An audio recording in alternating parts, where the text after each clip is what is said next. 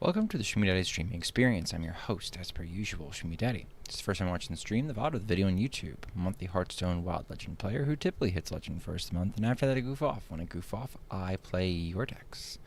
And I'm going to do that maybe a little bit later tonight. What I'm starting first with, though, is a guide that Sparrowclaw, the one, the only, XL Shadow Priest Extraordinaire, and recent rank 1 hitter with XL Shadow Priest.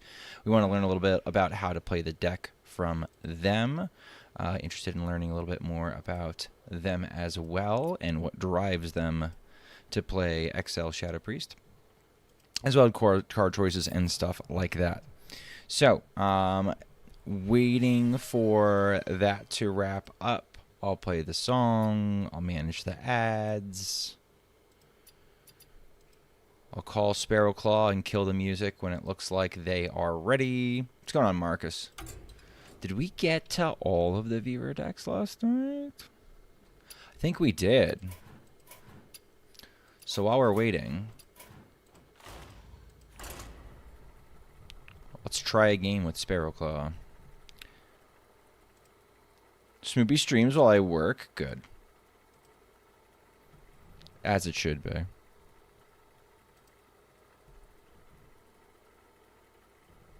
Did you get to all the song requests last night? Probably not. No, probably not, no.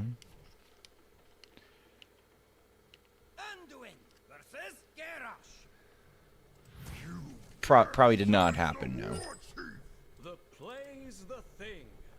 It's the night after Christmas and all through the house, not a creature is stirring except for Uriel. Well, why is Uriel stirring? Whoa, whoa, whoa. I thought we put that guy under. It's okay. I can confirm you did not. Okay, well, that's fine. How's my Christmas? Our Christmas was great. We had a great Christmas.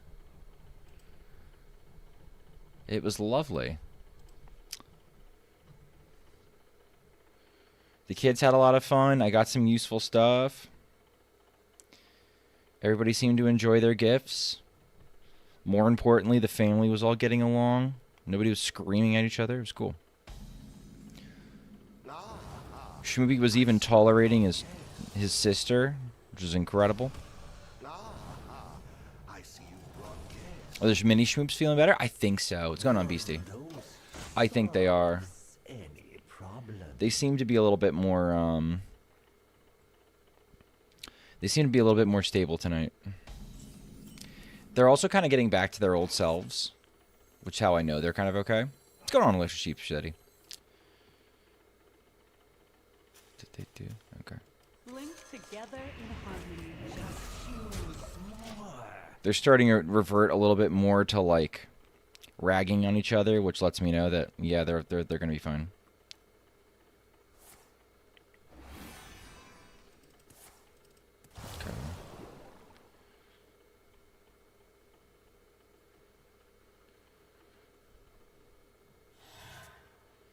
I feel like this is a terrible matchup. Probably.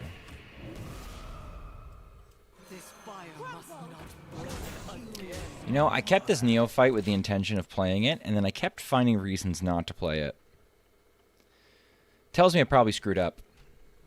I'm not built different. I'm built wrong. Sorry you feel that way, Uriel. All right. I need a vacation from my vacation.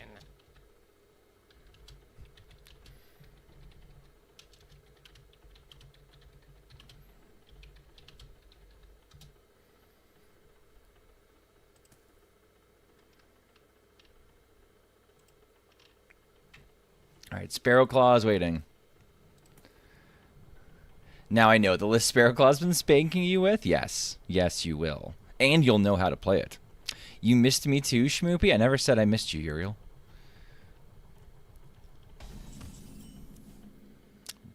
By the way, totally behind the scenes, chat. You can't see it. You can't see it, but I have my wife who is just snorting off screen. At the kind of jackassery you guys show on a regular basis, and I want to thank you guys for that, for entertaining my wife, if nothing else. She's refusing to admit she snorts. Unlucky. I can see it in your eyes. I can hear it in the... What is she snorting? Sheep? She's not snorting anything. It's an expression. Never mind. Oh, no. Zeph might just want to take care of this. I think it should clear the whole board, but it might do a little poopy. No, it chose to do that. That's fine. That's fine.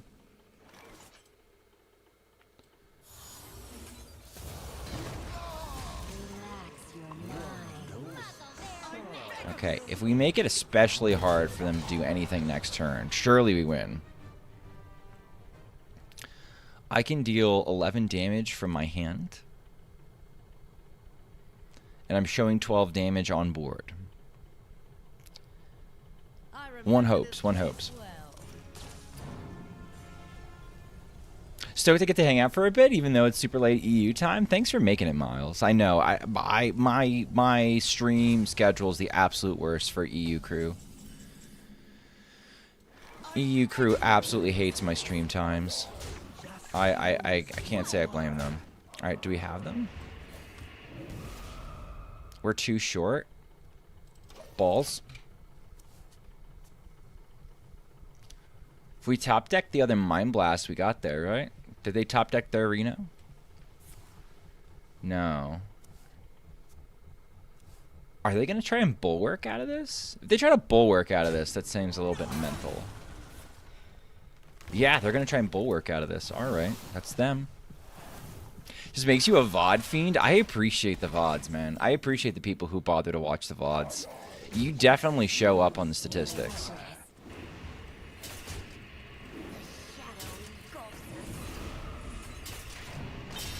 It's crazy the people who regularly watch the VODs. It still blows my mind.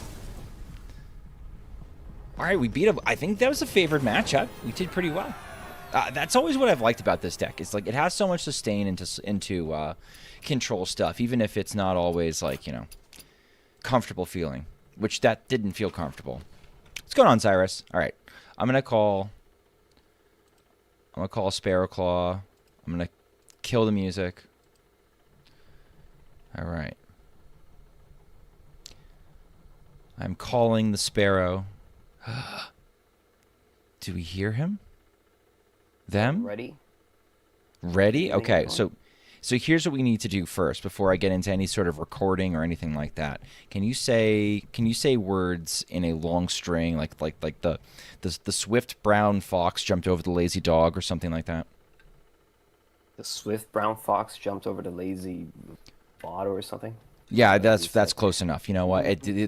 We play Wild. Who cares? Chad, how does Sparrowclaw sound to you guys? How do I sound? Do I sound loud enough? Am I too low? Too loud? Sparrowclaw voice reveal. That's true. Now, how's the sound? He got there. He did get here. Okay, how's the sound? Twitch chat is the absolute freaking worst at helping me sound check anything. A little low in the sound mix? Okay, so we can do one of two things. I can pump you up, or you can try to eat your microphone. He sounds clear, a little too quiet. Okay, so here's what we're going to do. I'm going to pump you up a little bit. I wonder if pumping you up... Sheep, do you know if pumping up in the Discord call is going to... Oh, I can totally do the pump. Okay. All right. Say something inane for a longer period of time. Let's see how chat likes it.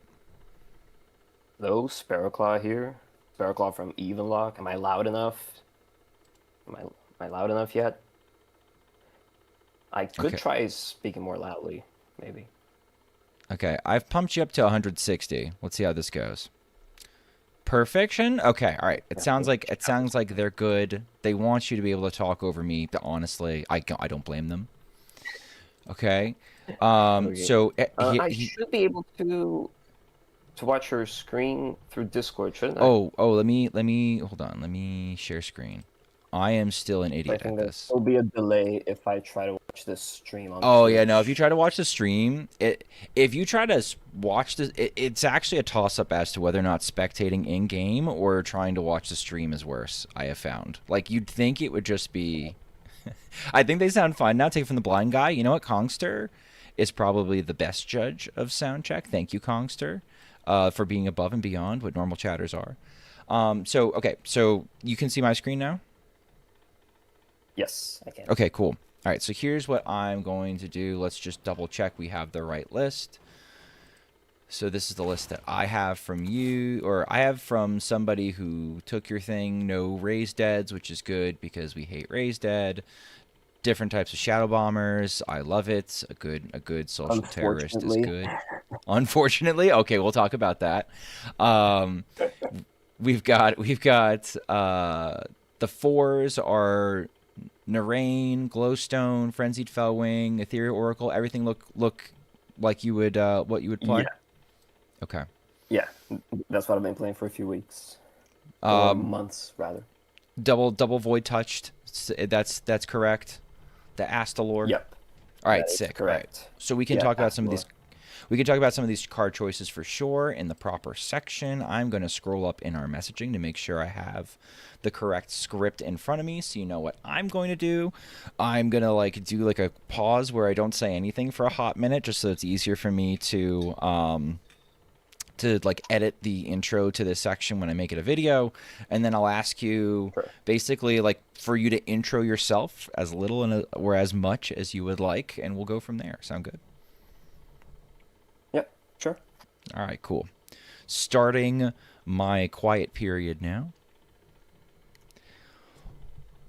Welcome to the Schmoopydady streaming experience. I am back with another deck guide with a player who is better than me. Today we're going to learn about XL Shadow Priest with the one, the only Sparrowclaw. Sparrowclaw, would you like to introduce yourself? Hey, what's up, everybody? Sparrowclaw here. In case you don't know who I am probably best known as Sparrowclaw from Evenlock, or Sparrowclaw from Even Shaman, or Sparrowclaw from XL Shadow Priest, depending on how long you've heard about me. I'm mostly known for playing one deck over and over and over again until it becomes too bad for my mental health, and then I have to switch. Okay, so I remember you as an Evenlock player queuing into Corbaton on his stream, and before that you played a bunch of Even Shaman? No, I played Even Shaman after Evenlock became absolutely unplayable tier Z or something in the Yogg meta in Titans. It was already in a bad spot before, but then it became absolutely unplayable. So do you? I have to ask this. Go ahead. Keep going. No. Go ahead. And then the only deck that kind of fit what the play style I wanted to play and that was still successful was Even Shaman. So I just jammed that for 6 or 7 months. Apparently, people consider that to be a long time. And then I played that until the Null Miracle Rogue era. And then I played Shadow Priest and then the XL version after it became popular. So I have to ask, how do you stick with a deck for so long? Or is it just kind of because, okay, I kind of get it, because for a long time when I was climbing to Legend, I went 5, 6, 7 months. God, shut up, chat. I went a string of months where the only deck that I really felt like climbing to Legend with was Even Shaman. Just the methodical, just kind of everything. It was kind of formulaic. It was very chill. I didn't find it stressful, I guess, was kind of on rails and how I felt about it. What are you looking for when you start picking a deck and then you start maining it? Okay. When I do find myself in the uncomfortable position of having to look for a new deck to play, I try to look for something that kind of resonates with my narrow, I admit it, play style preference. I like something really board based. I don't like combo a lot. I don't want to play more than a few cards each turn, and I want the deck to be initiative focused. And then and these aren't all that common in Legend overall at a competitive level. Yeah, definitely not your MMR, right? You're up there. You just hit rank 1, but you're regularly around, I feel these days, around at least top 200, if not higher, playing board-based, what I would consider board-based aggro, or at least board-based tempo decks for sure. Yeah. And then I find a deck, and then I play it over and over again, and it becomes more than really falling in love with the deck. It's more that it's a comfort zone. And as I play more, I become better at it and more used to it. And the thought of trying out a new deck brings up thoughts of, well, maybe I'll screw up the new deck. Maybe I'll lose a few ranks until I get better at it. And there aren't really that many other options competing with the deck I have been playing at any given time. So I just tend to stick with what I've been playing. I don't really get bored of doing the same thing over and over again. I kind of tend to do the same thing over and over again, also in real life. But yeah. You just enjoy the routine. Why I think that's fine. Yeah. Yeah, like you're like you and like Tornado, and there are a couple other people that you kind of call to mind where like you cue them up and you're like, oh man, I know what this guy's playing.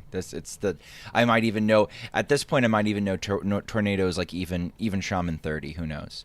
But all the same, like I can respect the fact that you want to cue into the game, and then you kind of want things to be expected, and you have a routine, and you express skill, and it brings you joy. That's cool, man. That's cool. Do you want to talk about the general play style? The joy part is a bit right, with your competitive Wild Hearthstone, there's joy's optional. Got it. Do you want to talk about the general game plan of what we're trying to do with XL Shadow Priest? As silly as that might sound to some people. Okay. In case you weren't around when this deck first popped up back in Stormwind, this is an aggressive priest deck, which all the spells are shadow, which gives us access to a hero power that deals 2 damage, which is a very aggressive hero power. It can also be used for board control. And so overall, this is an aggro deck. This was traditionally a 30 deck, but then it became, as I'm sure we're going to talk about in a moment, it became a Renethal version. But the game plan here is we're still an aggro deck. We want to get chip damage done in the first few turns, and then after we lose the board, because we will eventually lose the board a lot, we want to finish the opponent off with burn, be it through some minions like Shadow Bomber or Giant Worm, or with the spells more traditionally with Mind Blast and Acupuncture. Yeah. Sounds about right. So we're aggressive, we're dealing in our chip damage, and then we've got to finish her off over the top. Yeah, we could jump into deck construction. Do you want to? Well, so it's not long ago, at least in my mind, this deck was like the best deck in the format. And can I say when this deck was the best deck in the format? I think that was one of the best decks in the format we've had.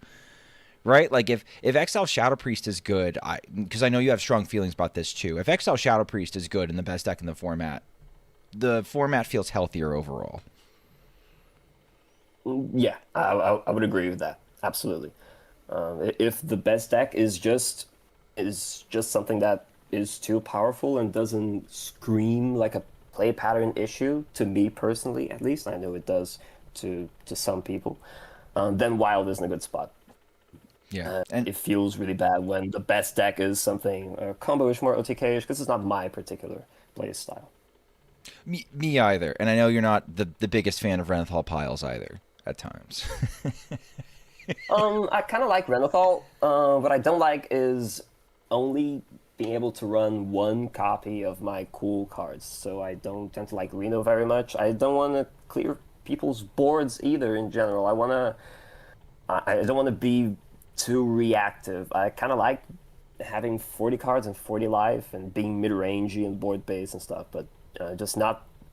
If that makes me go control-y, I'll tend to avoid that to a certain extent. Fair enough. All right, let's start with this. What are the core cards in here that you consider like can't be replaced, and then we'll talk about flex a little bit. Okay, core cards are Ship's Corrosion, Shadow Bomber, basically your 1-drops, each and every 1-drop here. Miracle Salesman, maybe not, but I still think it very well makes the cut there. It's played its way into it, right? Like it wasn't in the list for a long time, and then we realized how well it works with Ethereal Oracle, which I'm sure we'll talk about in a minute, and like it's like this has to go in. Yeah. Papercraft Angel is a core card here. Cathedral of Atonement, at least in the, it was not as core in the 30 version, I believe. It was something like, oh, the deck is start for draw, so it runs Cathedral of Atonement. But since we are running 40 cards here, it really makes the cut here. It's a really good card here. That's interesting that And the burn that spells, Acupuncture and Mind Blast. right. That's funny that Cathedral. I know Cathedral has always been one of the first cards that people end up cutting, and then whenever we look at HS Guru stats and we look at Cathedral, it's always in like the top half of cards. Like people don't like playing it, but people kind of like they should be playing it, and they have to play it, and like just get over it. I feel like it gets a lot of minions over certain clear break points, Yeah, it does. while also pushing damage, while also drawing a card, which are all good things the deck wants to do. Anything at the top end? Do we want to talk flex, or do you still have stuff that you think are core at this point? The burn spells, Papercraft Angel, 1-drops. We didn't touch any I think fours these are yet. the Would you core consider things. Ethereal Oracles core at this point, or are they still sort of on the flex? Stats-wise, if I remember correctly, about the time when we did have enough stats to make properly informed decisions, Ethereal Oracle was kind of bottom half. If it looked cuttable in stats for a while, I never cut them. It always they always felt, in terms of my own personal experience, they always felt like very important because they allow you to fetch your burn, which is really important for this deck, I think.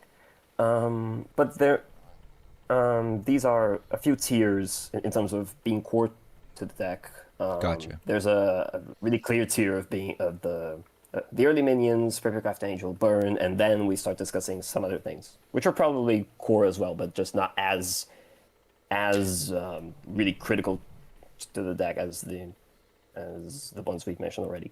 That makes sense. That makes sense. Yeah, I remember. I mean, 3-mana Ethereal Oracle was like one of the best cards in the deck. I know, as far as just fitting in. Like, oh man, here's this really easy tutor for your other burn spells. Like, it's always tutoring other burn spells while also adding spell damage.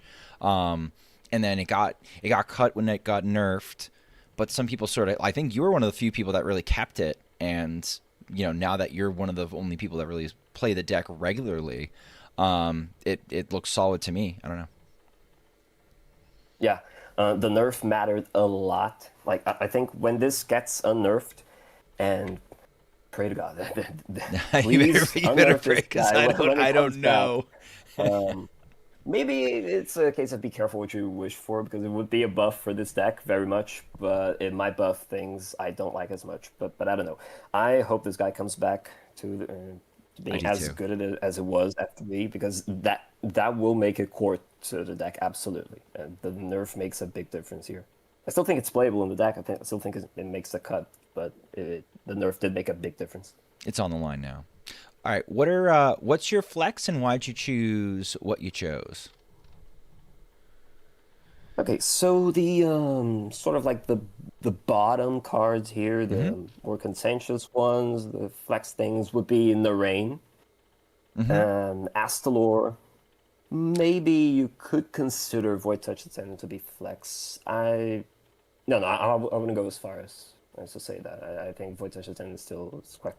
That's kind of a hot take. Makes A lot of it people rather clear. immediately were dropping this, right? And you are staying the course. You're saying no. These might not even be flex in your mind. I do like the Narain. I feel like does add for like some skill expression, where like if you know what your top decks are going to be, you can kind of plan for them, right? Like I don't know. I always liked this card a lot in the list.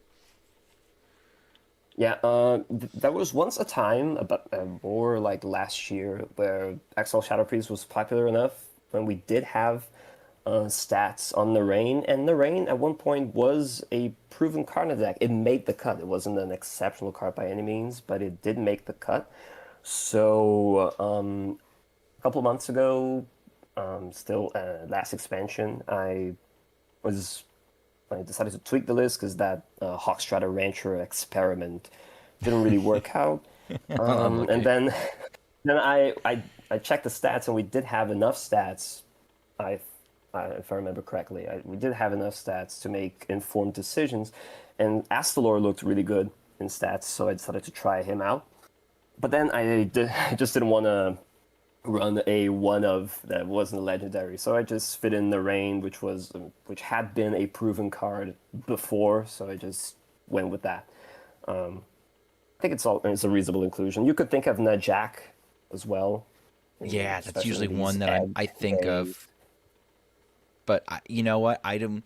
I think there are some metas where he was really good. Like yeah, like an insta keep against something like Big Shaman.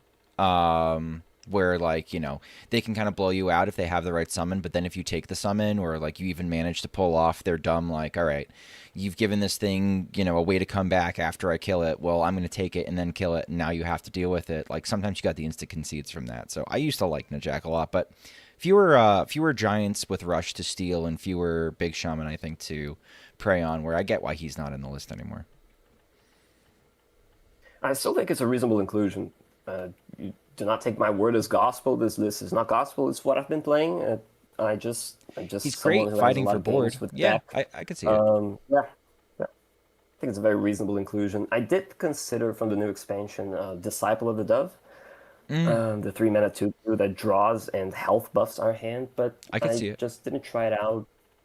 We have no stats at all. We barely have any stats for Exile Shadow Priest at all, but we don't have any Disciple of the Dove stats in Wild in any deck from last time I checked, so I couldn't really get a feeling.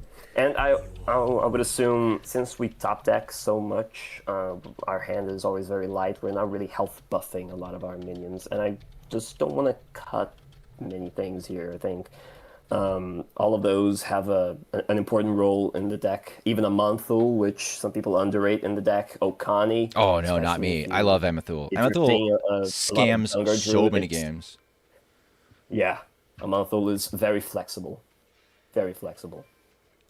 That was one of the funny cards where like when we were still playing Bless Priest, which I haven't I don't know, I haven't played old. I think I tried to play like Maxi's old Bless Priest, and it was all like 3 or less except for Amathul, and it's like it sticks out like a sore thumb. But when you get into those games where you can't close it early, he's just so much gas. Whether it's removal, whether it's just hey, let me make a big lifesteal taunt, get myself back into this, whether it's let me copy the opponent's minion because the opponent's minion does something funny I can take advantage of. Just like, yeah, you're right. He's like a 7 mana Swiss Army knife, like just really, really good in the late game. Exactly. It helps you deal with big taunts. In that role is kind of similar to Vol'jin.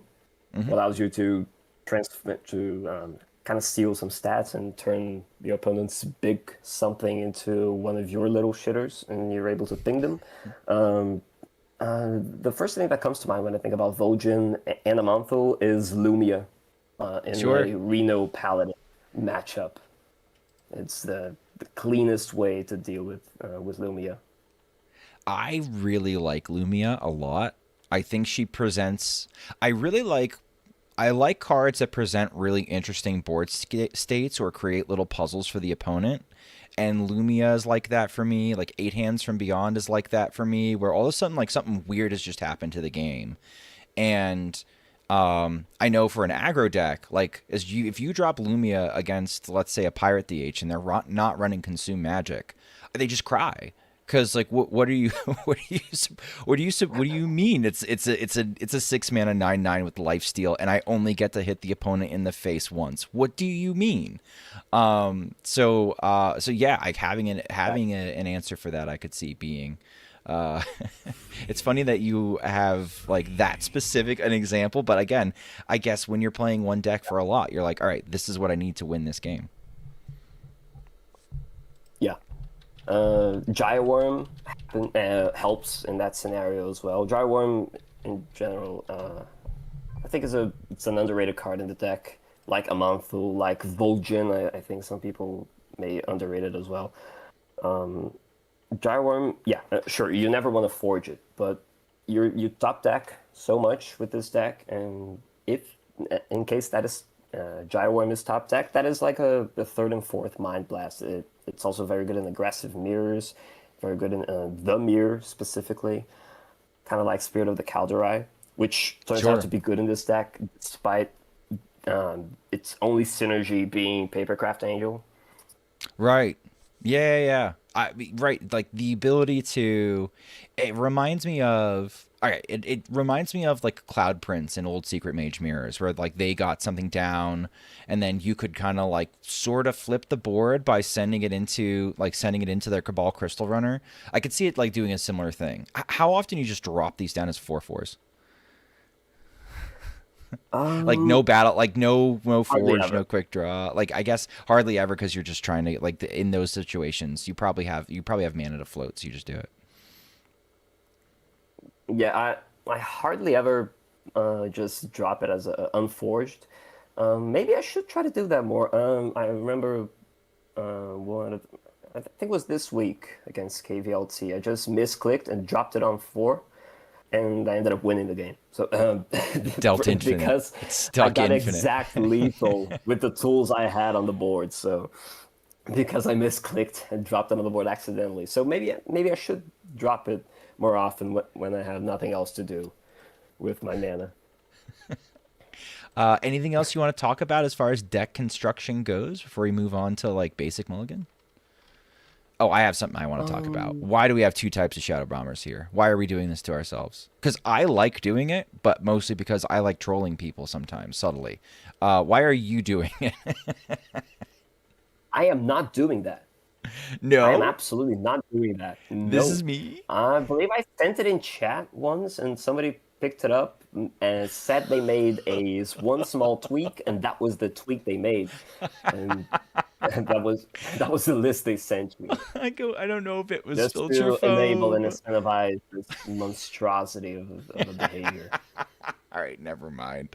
I thought I found a kindred spirit, but instead No, I have not. I'm sorry to insult you, sir. All right, let's not at start. all.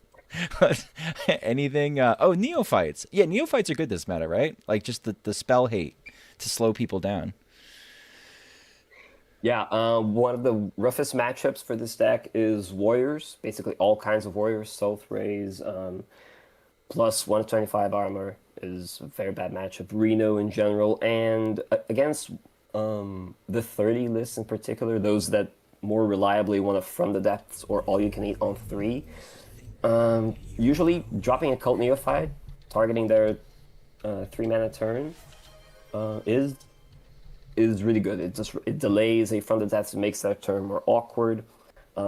Neophyte is good to block a volume up as well against Hostage Mage, and that really makes their hand a lot more awkward because they can't just draw. They're going to overdraw. They won't be able to discover another copy, and they can struggle a bit with that.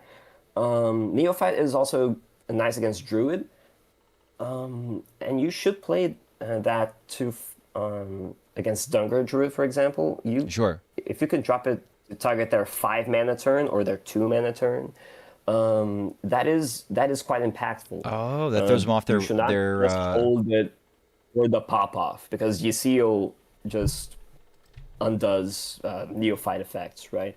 So what you can do with Neophyte is you can disrupt their mana. You prevent them from ramping as comfortably as they would like. You create decisions later on where they're jostling, whether they're trying to clear your board or to ramp, and delaying their ramp is I think the best way you can beat that matchup. Apart from Okani, right. against experienced younger players, the matchup is usually unfavored. And Okani is pretty much the only way we can win that. Okani for minion most of the time, and I believe you should save it for when they go for the pop off, because that forces them to maybe commit a Renathal and spend 3 mana when they would like to make the pop Drop a off. Dungar or something. Yeah. If you drop the Okani before that, just to let it there like an objection, they can more easily drop the Renathal when in a turn where they wouldn't really be doing much anyway. All right. We haven't talked about Fell Wings, but I think Fell Wings speak for themselves. We haven't talked about Ashen Elemental, but I think the Ashens sort of speak for themselves. I know I've played them to great effect. especially when a silly little questline DH plays their Sigil of Time. Haha, tee Yeah, And I've done that a few times. a few times. Yeah, more than a few times. What's the basic mulligan? It's So also let's our way say. to beat. It's also the way we beat Hostage Mage in Oh general. yes, yeah, your ice block tech, Usually. right? Your built-in ice block tech. I mean, yeah, it's just, it's kind of cursed and very funny to me that this is the card that Corbett revealed, and is now like honestly like a pretty decent tempo tech card where like a lot of decks want to draw a lot of cards, so you might as well, Yeah. like if you're gonna run something that hates block, this makes a lot of sense. Even against Warrior when they want all you can eat on 3. Oh, 100%. Yeah, for sure, for sure. Right? It's like, all right, am I really eating 6? Probably. And like sometimes they shouldn't, right? Like sometimes they really are not in the position to, but they do anyway because like what else are they going to do? How about let's move to basic mulligan. So this can be like again, short and sweet, like you don't have a lot of time to explain to somebody how to play the deck properly. What are you looking for in a basic mulligan? Okay, so for basic mulligan, you keep your 1-drops, maybe except for Salesman. I will generally only keep Salesman if I have no other 1-drops. Okay. And I will sometimes keep Angel even when I don't have any other 1-drop. Angel is very good. But that's the basic mulligan. You keep your 1-drops, you keep Angel. You maybe only keep Salesman if you don't have another 1-drop already. Okay, makes sense. Now, this is where we could get a little hairy. How about more specific mulligans? I'm sure you have some very. You being so thoughtful as far as. Because I've heard you talk about the game, and we've only really scratched a little bit of it, and like your sort of vision of what Hearthstone should be. And I think a lot of people would agree with it, where it's it's a little more board based. You like dupes. You're not really. Like, you don't have anything against piles necessarily, but you're sort of anti-Reno, you're sort of anti-combo. I think there's a lot of Hearthstone players that sort of share the same headspace. You play one deck for a long period of time, so I'm expecting you have some very specific like class matchups that you're looking for things. So let's see if I'm full of crap or not. Okay. Against Druid, you pretty much always keep Neophyte. And kind of have to read their deck. If it's Astral Communion, you're going to drop it targeting their 3 mana or their 4 mana turn. Right. And If it gets you on 2, there's not a lot you can do. Yeah. Do you ever drop would it on be, 2? Fortunately, Okay. Do you do it if they have happened to me. Do you ever do it if they have I'm sorry to interrupt. Do you ever like drop Neophyte on 2 if they've like kept a ton of cards in their mulligan? Like if I see it's 30 and I see Ysera and I see them holding a bunch of cards, I guess like it's hard to justify, but like do you ever just like rip it if you're like, oh man, I'm hand reading and like I think they might have it and maybe some Vates, who knows? I don't actually remember. When I think off the top of my head now, I would think about it. I would hesitate a lot because if that's my only Neophyte I have in hand and I just drop it and I end up not delaying anything at all, then it just didn't accomplish anything. I didn't protect any board. I didn't really delay them. I suppose it could make it harder for them to go find their Astral Communion if they haven't already got it. Oh, but you were talking when they like full capped or something. I guess that would be a reasonable play. I honestly don't know. I'm not I just play a ton with the deck. My word is not gospel. I am open to people suggesting that maybe it's incorrect or maybe it's correct.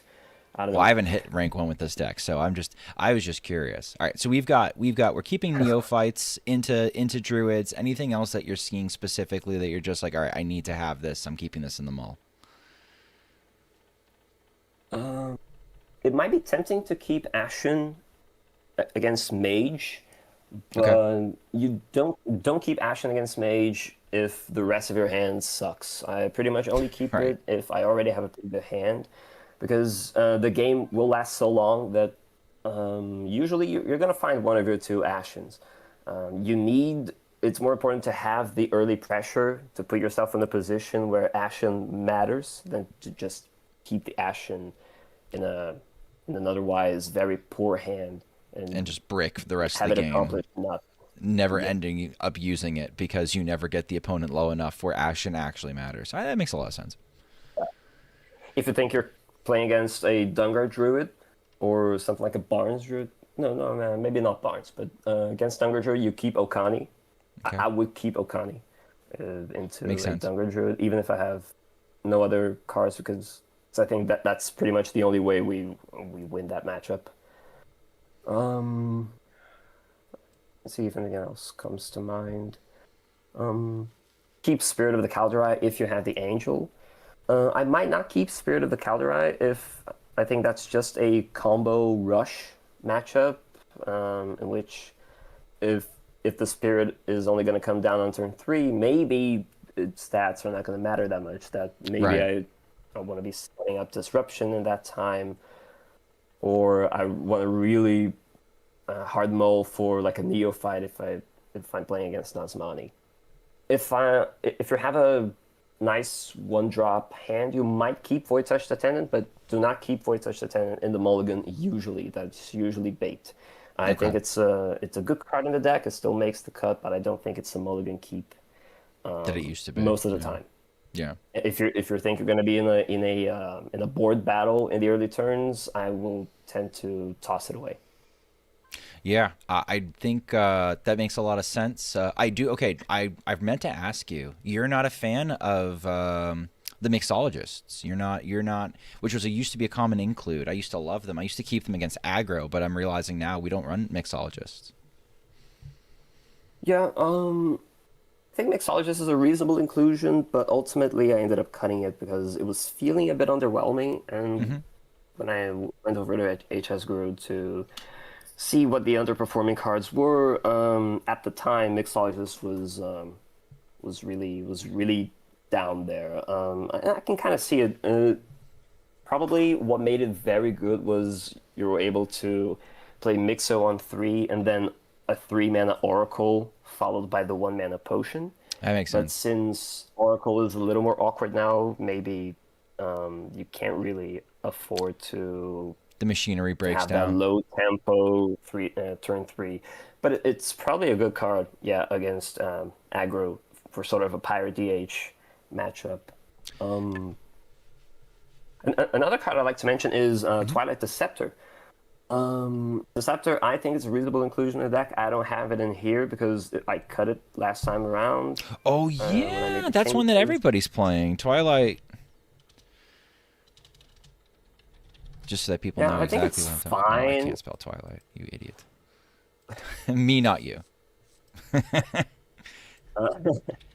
It always looks bad though. Like this is a card that, like, when we look at it and we look at stats, Twilight Deceptor always looks kind of sus. Yeah, it kind of looks bad usually, but much to my surprise, when it did go over to HS Guru to look at the stats, it suddenly looked pretty good. I don't know. It looked terrible a few months ago. Now it looked good.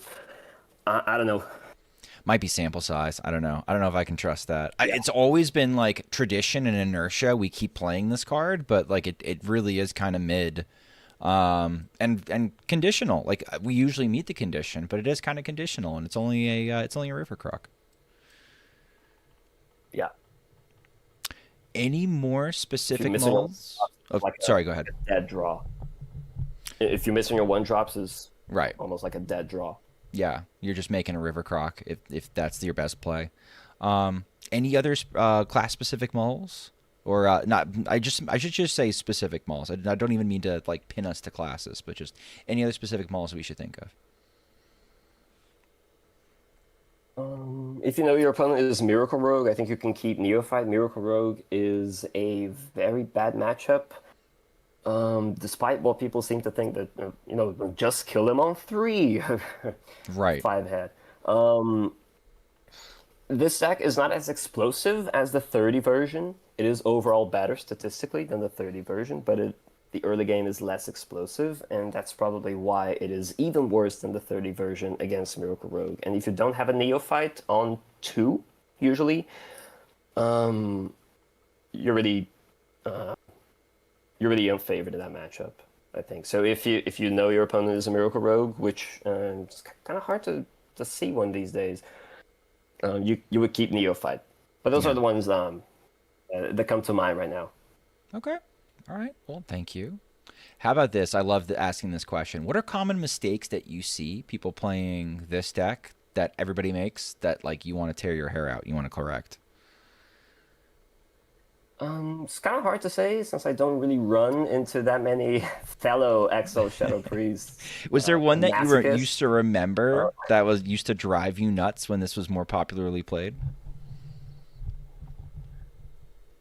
Honestly, not really. Maybe playing the attendant um, on one when it was back when it was Right. unnerved. It's a fine play if that's the one drop you have and you can kind of snowball the damage in subsequent turns. But usually you want Void Touch Attendant, and especially now after the buff. After the nerf, you want it to capitalize on the board you already have. Not really, not as much anyway. To as part of your board development. I remember Um, I remember when Void Touch got nerfed.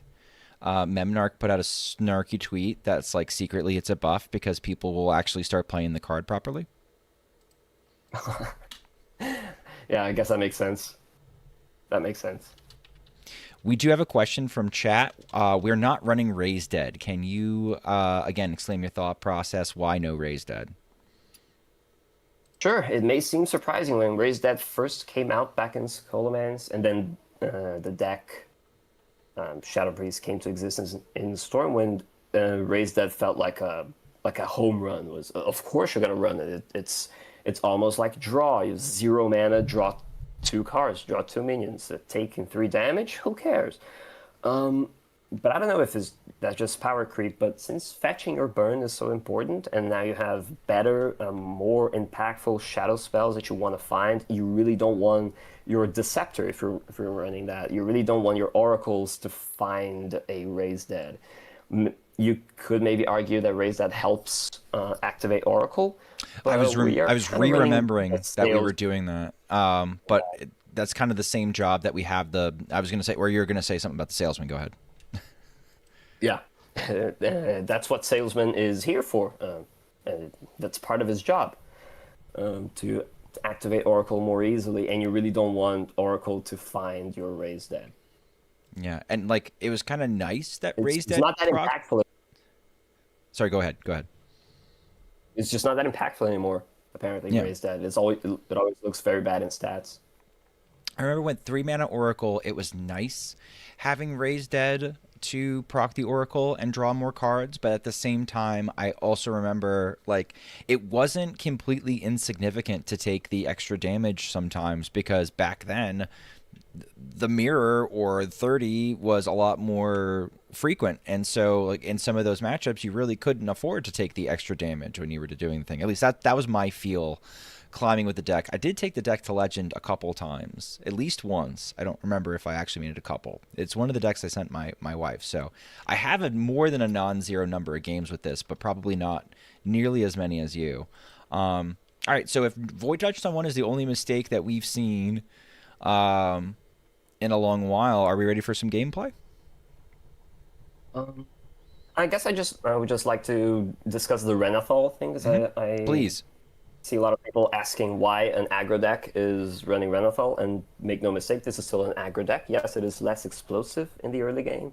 Yes, you have a bit more sustain. You're running a Monthul. You can go late game. You're still unfavored if it goes late game, but you're not as dead as the 30 version if you go late game. So why is an aggro deck running Renathal? Well,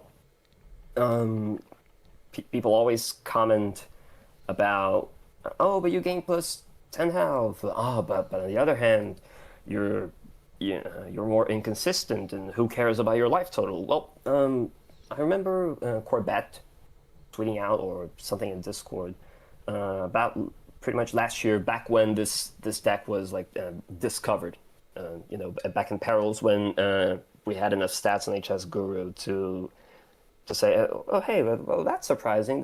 But there's a Renathal duplicate aggro Shadow Priest that's better than the 30 version apparently, and it seems like more and more. Yes, the loss of consistency is always a drawback, but it seems that at least in Wild, but of course the card is Wild only now. So in Wild, the 10 extra health really makes up the loss of consistency, provided you have enough cards. It seems like decks these days are supposed to be Renathal by default, and they would need a very good reason to not be Renathal instead of a good reason to be Renathal. You need something like a deck building restriction or something like a Big Shaman restriction, a Barnes restriction to not run Renathal. Or you're really just starved for good cards like Pirate DH. There'll probably be a time where the bottom cards in Pirate DH aren't so bottom that you will want to run Renathal. And there are so many games with this deck, with Exalt Shadow Priest in particular, where you're one turn away from dying because you have lost the board. They have swung back the board, and you're able to finish them off. Like something like Miracle Room, something like Questline DH, something like Libram Paladin. You may die if you don't have that 10 extra health to find your Mind Blast, to have an extra mana and an extra draw to chain and fetch the spells with Oracle to finish them off. You know what it reminds me of? Just so statistically, well, it seems to be paying off, the Renathal. It's always a... Go ahead, sorry. It's always a discussion between the health and the consistency, but it seems that more and more often the health has been winning this battle. You know what it reminds me of? It reminds me of my old Secret Mage list where it was Dark Moon Fair, and I'd be running Ice Block, and I would lean on my Ice Block as like, okay, I get one turn to Turbo Smork and send everything face, and I know I can lean on block because when they pop my block, that means that the next turn I can fit my 2 fireballs in and I could finish the game off, right? So it's kind of akin to that, right? Like we have our extra 10 health. It's not as good a barrier as Ice Block, obviously, as a stalling tool, but this almost lets us like be a little bit more free to go forwards and care about the board less because we have that buffer. Exactly. It means you can win the race more often. Sometimes against Burnlock. Burnlock, I believe, is an even matchup for this deck. Sometimes you can just race them, and sometimes you can win the race. Same goes for Pirate DH. Sometimes you can just win the race because of that 10 extra health. And of course, in the mirror, in the Shadow Priest mirror, the Renathal version. Oh, you stomp on the 30. Just start with plus 10 damage. You stomp on the 30 with this version because they can't. You can, if you're, what I always loved about playing against 30 Shadow Priests with this deck is if you're playing them even, they're losing. Like if you guys are exactly the same on board and cards in hand, and like you're trading and they're playing stuff and they're doing their, like if you are neck and neck with them on board, they have turbo lost, because the minute that they can't do that anymore and you have enough burst, like they're cooked. Like it's like even, let's go. I love aggro mirrors like that. Sunken City Pirate Rogue was like that too. I just like very skill testing. Just when do I turn the gas on and go face? Yeah. This deck is less explosive than the 30 version, don't get me wrong. That is a drawback. That is relevant. But it seems to be paying off. It seems to be a nice trade-off, just because your minions then represent... they are more threatening to the opponent's life total than theirs are to your life total. And it seems to be a worthy trade-off. Awesome. Appreciate it. All right. You ready for some gameplay? Sure. It would be tradition if immediately I queue into 90 million unfavorables. Actually, to start the stream when we were just waiting for you to show up. Because I like queuing a game with the deck if we're going to do the guide with the deck, and I will sometimes include it at the very beginning. because people like talking. People like talking about Hearthstone more than like playing Hearthstone sometimes. But I like including a game at the very beginning, and we queued into Arena Warrior, and I pulled it off. But I was like, oh, this doesn't feel good. Oh, this doesn't feel good. Yeah, I've been having a couple rough few days queuing into unfavorables non-stop and bricking my favorables. It happens sometimes with this deck. You don't have a lot of draw. Sometimes you draw the wrong half. Okay, so I know this player. This player likes off-meta aggro.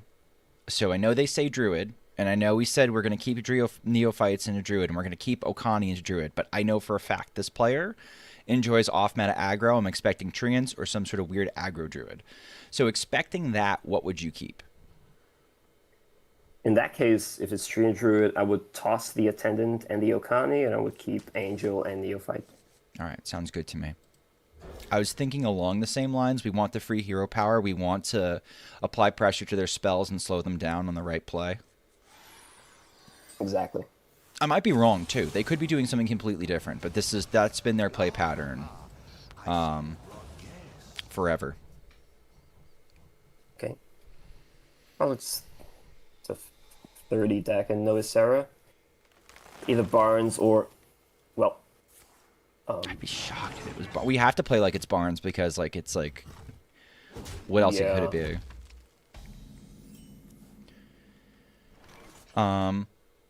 My inkling is going Ship's Surgeon into Brain Mass into Papercraft because I think that provides the most pressure with a Neophyte over top next turn and like, maybe. What are you thinking? Yeah, that's what I would do. Okay. Starting the operation. Relax your mind. Link together in It's unfortunate that they played the Bio Project. They just skipped into later turns. Didn't really have the first few turns to deal the chip damage while they try to find their Barns or their ramp. So maybe this is going to be awkward. I'd be shocked if they were Barnes, but you know what? Maybe they are Barnes. I don't know. I'd be shocked though.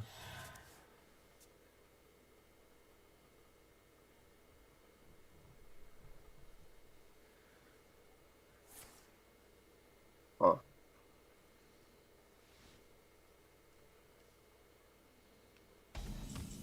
Okay. What are we doing, King?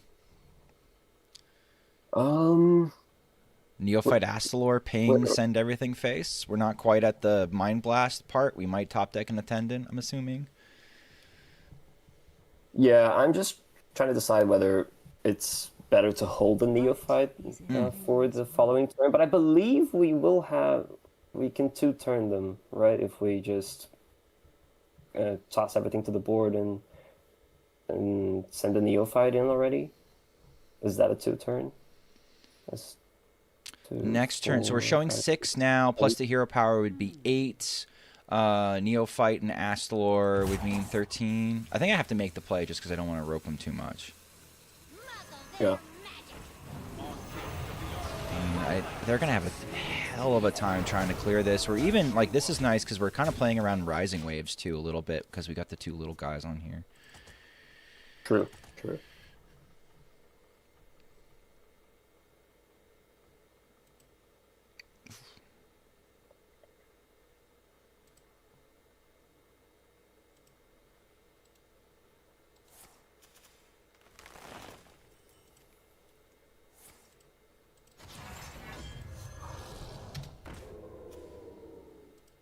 Okay.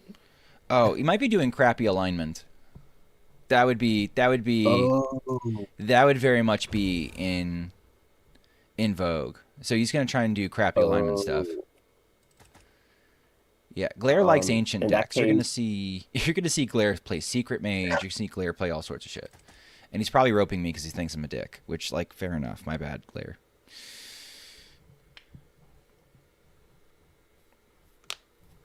Oh, I'm not trying to, dude. I'm sorry, my apologies. It's my fault. It's not Schmoopy. It's not.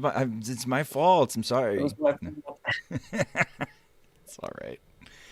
I want to really top deck our Void Touch. That'd be cool.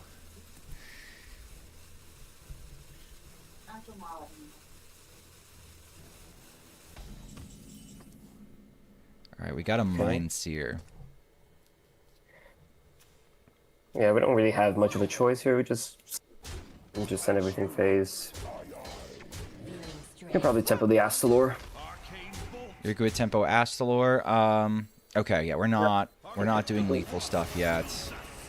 No, yeah. And we hope that they don't have it. Okay.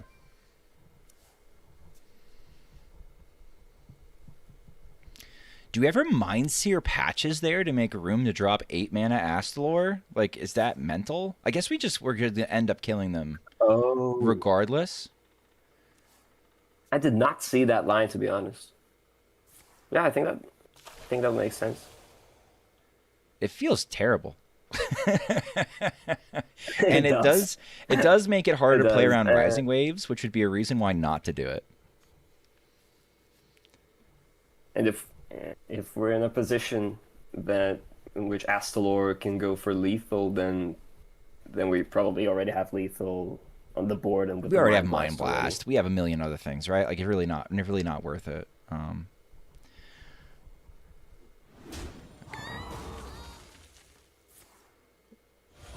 don't know what he's up to.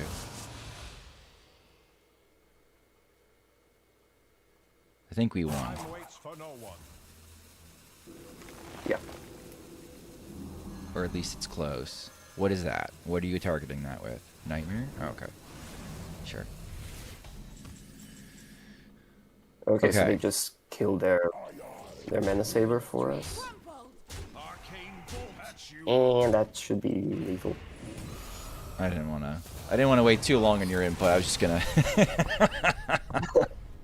I was just gonna kill him. Yeah. Not really a complicated turn there. No. He does do. I remember him doing. He used to do silly druid combos. Like, he'd try to do like the Deathwing. Do you remember the Deathwing cube deck that would make a ton of Ragnaroses and stuff? Maybe I'm not that old. Oh, okay, that's like fair. You know what? From. Fair. Ouch, but fair. No offense. Oh, yeah, absolutely some taken. But you know what? I had it coming. I don't know. I think he beat Marty with it in THL, and that game has become legend. Like, you would cube Ragnaros, and then you'd like copy the cube, and then you'd blow it up. Okay, oh god, Ben is absolutely Treants, I think. Yeah, I'm like 99% sure he's Treants. The Loa are watching, even here. I'm tempted to full keep this, maybe. Interesting. Okay, I don't hate it.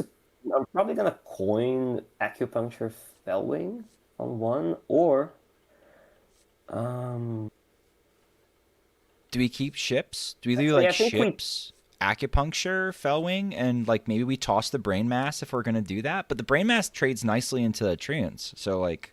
Yeah, I think we toss the Acupuncture and we let it.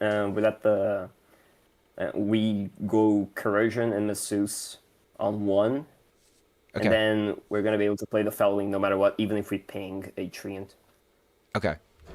Okay. All right, that was an interesting mulligan. I would not expect me tossing... You know, because I didn't even see the Acupuncture Fellwing for a hot second. I see you've brought guests.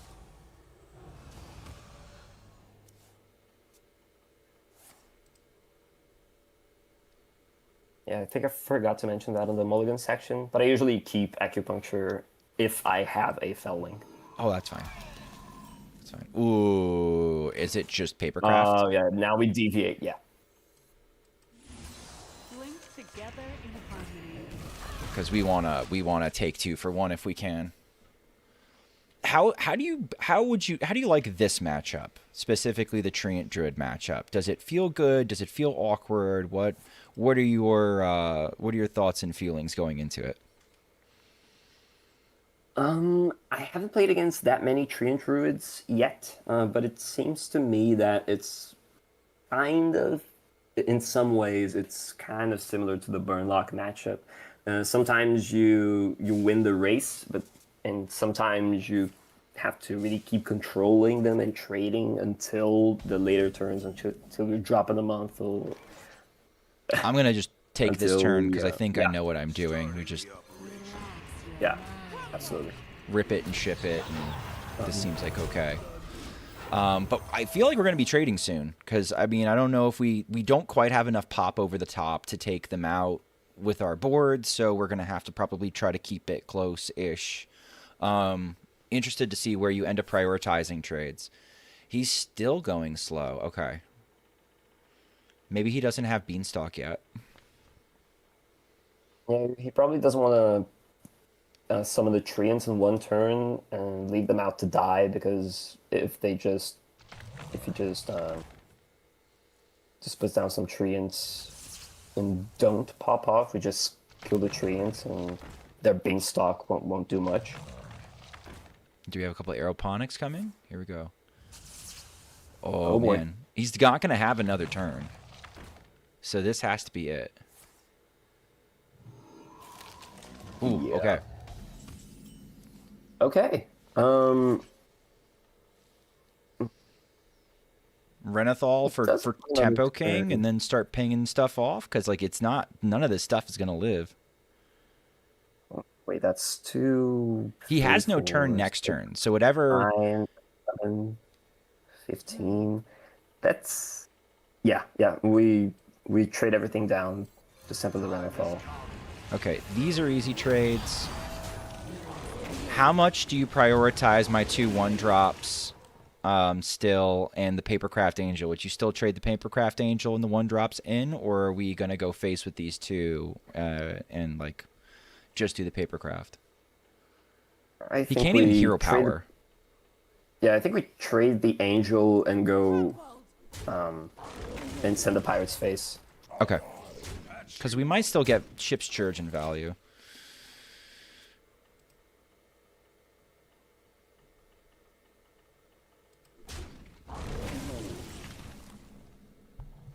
Okay.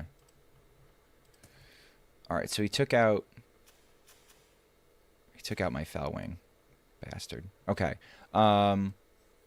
Churgeon, face, Yeah. I guess. Okay.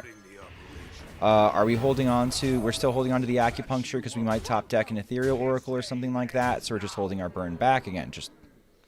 Exactly. Okay. We hold it in case we draw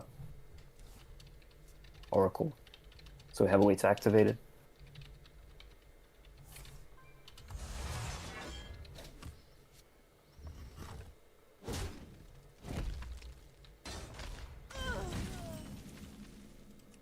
Okay, we got our Papercraft back. Yeah, we got it. And we also just win.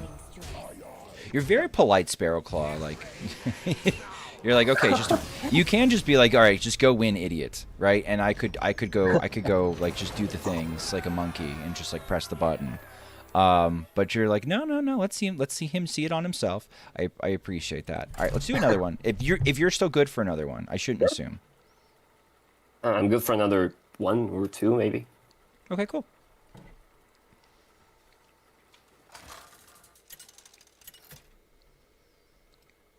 Sorry for dropping frames. It looks like we're done dropping frames. The little heads.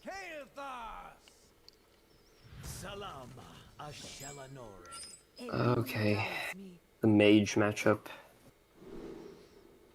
So according to And your, that's a full pot. yeah, you just tossed us, right? According to your Mulligan guide, we got no 1-drops, nothing of note. Oh, look, we got a 1-drop. High patches and other more expensive patches. Yeah, that's kind of the downside of this deck. You kind of run 3 patches. Sometimes they come to see you. They come to look into your face. But it's XL, so you don't see them as often. That was one of the benefits. True. That's true. I'm surprised we still, and I didn't make a big deal out of this. It is funny that, like, for 4 pirates, we still run patches. Then again, patches, with ships at least, patches isn't a 1/1 that dies so easily. It's a 1/2, which I think is relevant. Yeah. Right? I'm not 100% sure. Anyway, You usually get a pirate on one, and you summon patches on one or two. Yeah, we just tempo the patches. Are you tempoing the Unfortunately. Void Touched in this matchup? I'm assuming you would. Absolutely. Yeah. We just treat it like a 2-drop. It's not a. Yeah, it's our only turn 2 play right now.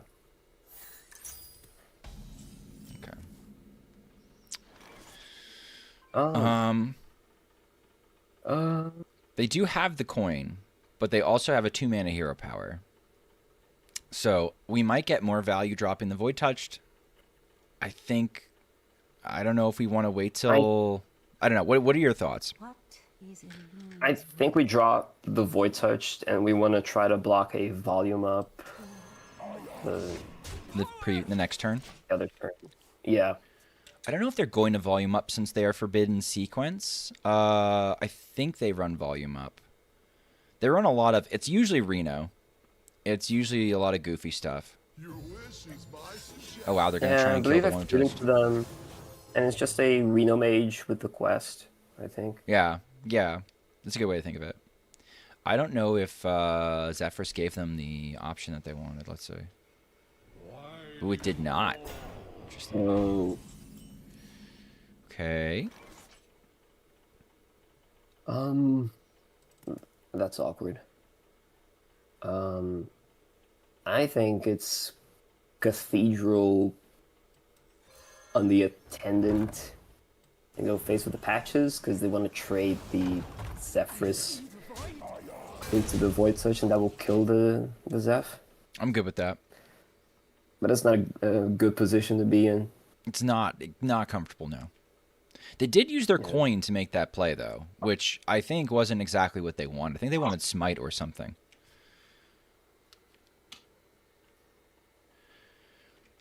By the way, you probably can't see stream because it would be too slow to watch. But somebody redeemed both Princess mode and Squid mode in the time that we've been streaming. And I now find myself trying to balance these two things and also do gameplay. And I wanted you to be aware of that fact. No problem. As much as blocking a volume up is nice, I think we just hero power and go taunt. That's what I was looking at. Like, we need to get them down. We need the stats. We need the tempo. Is it the worst Benny turn? Like, we're going to draw first, obviously. Is it the worst Benny turn next? I guess. Can you not? This is fine, actually. That's a good hit. Tempo. All right, I'm going to buff the totem and hit him in the face. Absolutely. Ooh. Okay. Ooh, yeah, and now we go Courage and Gyworm face. I love this. I love this playthrough. It's just go face. Go face. Yeah. Go face. I don't think our pirate lives. No, don't devolve it again, you monster. They might. They couldn't miss, though. They've played the quest. They've played Font. They've played Coin. They've played Rewind. That's the Rewind. They've played a Smoldering. I wonder if they took Smoldering.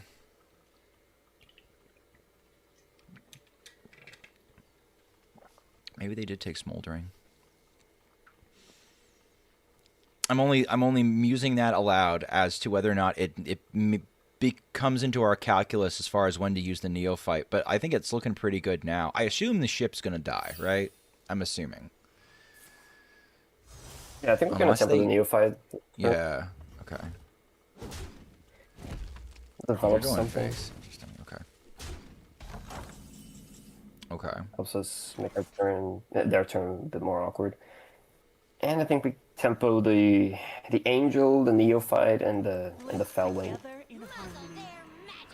I'm gonna make the Fellwing cost 0. And I'll just ping face. Are we protecting the Neophyte? We should protect our 3-2. Yeah, I think we ping the the Scavenger. I don't want them bouncing. forgot the name. Yeah, the scavenger. Yeah. All right, so 14, even if they take off the Neophyte, they're going to have to spend 2 mana to do it.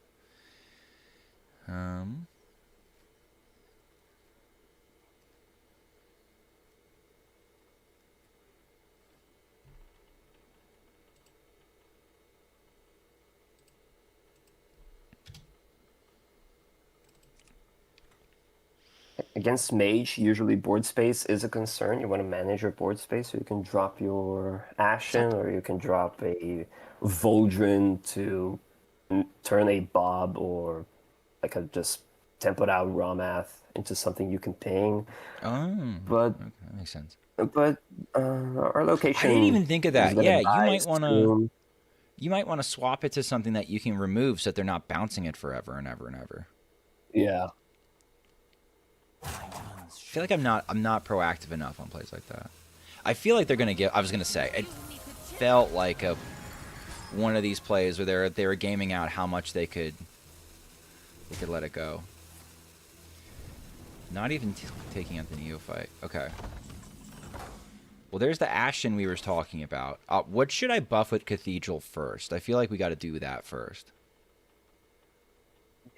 Yeah. We usually buff it in a way that plays around as lead skater. So we don't want to buff the Giant Worm. I think we buff the Angel. I think we do too. If they do decide to kill the Angel, they're gonna have to kill their minions, and that's an Amonthal. I honestly think we temple the Amonthal just I love that because it's our cleanest way to prevent the Varden from getting bounced. I love that. And I think bouncing the Varden is kind of critical. Let's see what we get. What's in the box? These are not ideal. No, they're not. No, they're not.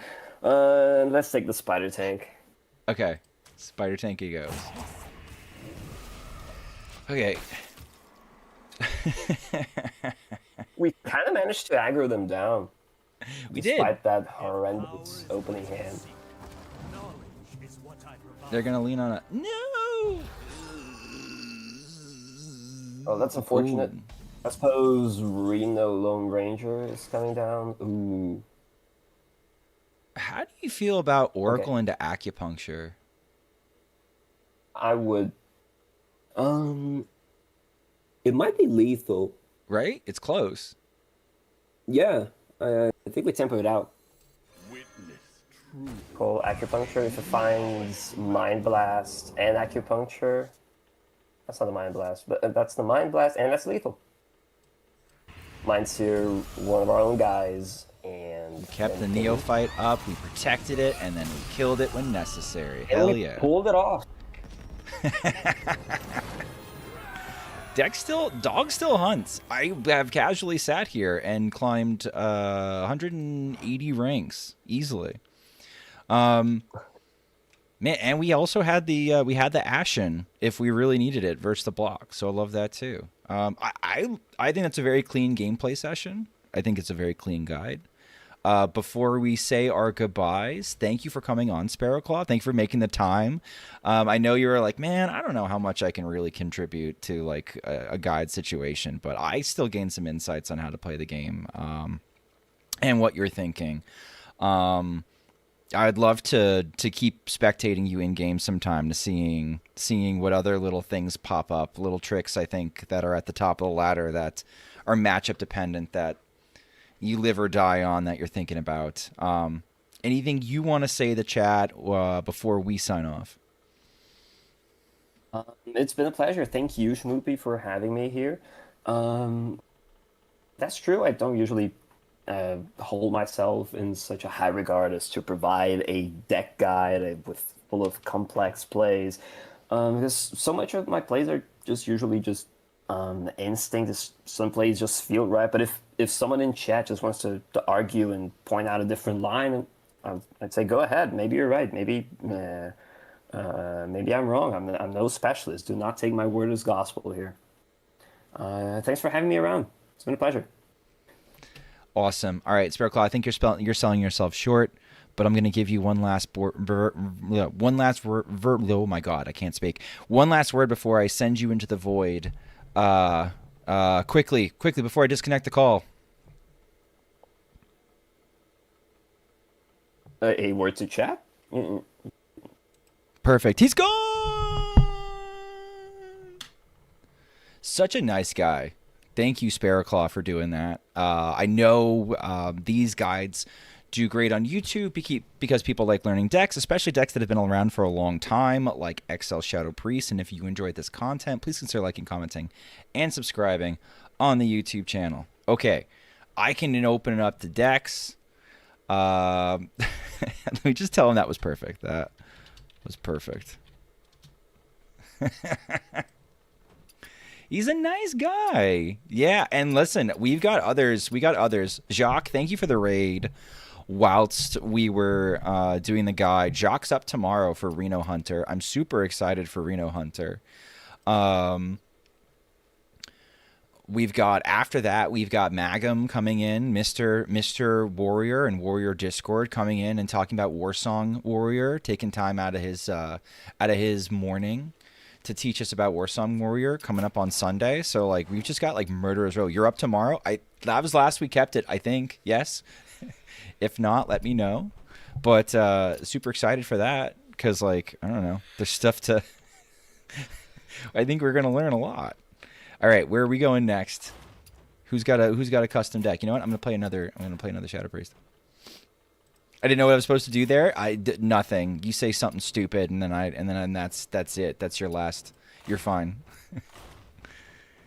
Said so on the Discord. I think you were. I think that's where we left it, Jacques. If tomorrow doesn't work, we can reschedule.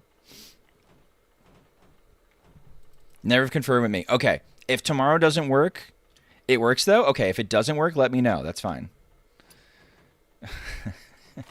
Let me play some trash and bring the music back.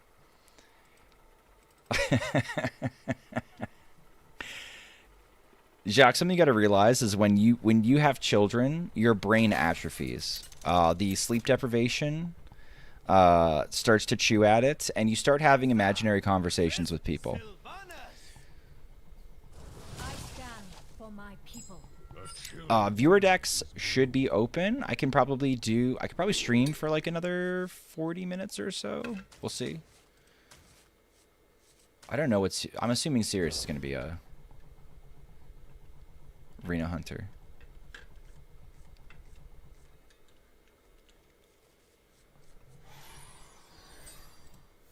I see you brought guests. You should get someone not washed. Nah. It'll be fine. It'll be fine.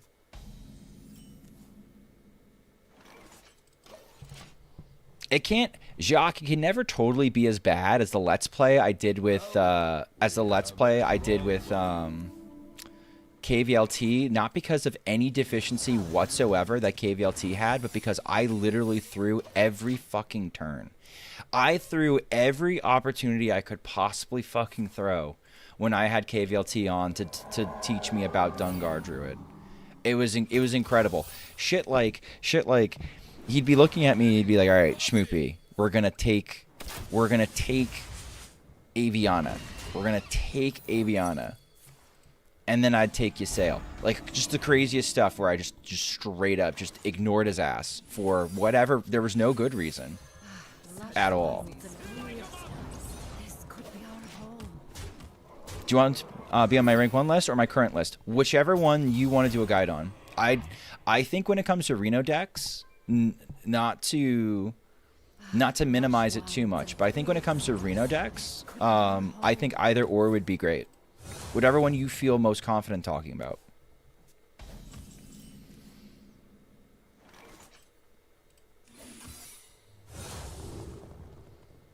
I kind of like the idea of bargain bin.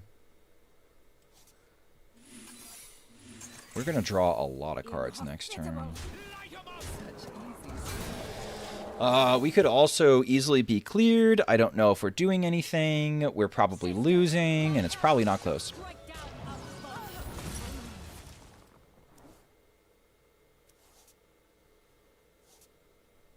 Big minion that will still die. Unluckies. Maybe they play a spell, chat.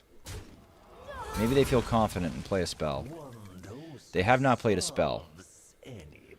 I am ruined.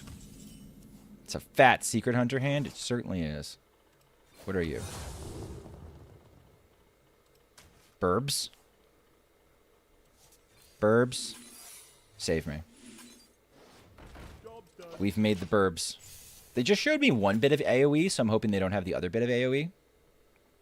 I would love to do Subject 9, and I love that we are at a position where we can try to play Subject 9 in the deck. It's not a meta deck, mind you. It's not a good deck, but it's a thing we are doing. I remember this place well. And they're playing around the pressure plate and the cat trick, which is making me smash. Okay.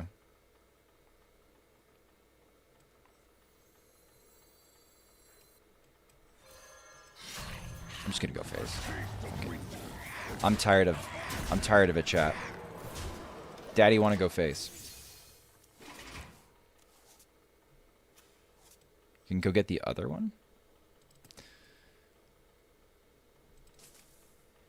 I would really love it if Even Hunter was good. Everybody always has like really fond memories of Even Hunter. Even Hunter just one of those classic smorky decks that feels good to smork. It's an even fatter hand, it's true. I have a couple opportunities to go get I have a couple of opportunities to go get a Cloaked Huntress as well. Oh, did we play a spell? I wasn't paying attention. Or did we use the hero power? We used the hero power. We have not played a spell yet. Okay, Petting Zoo.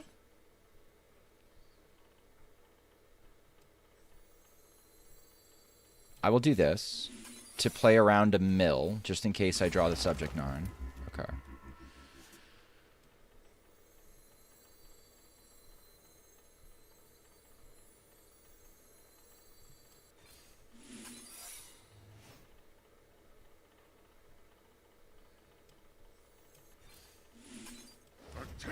Alright. I have a sneaking suspicion they have Reno, but just in case.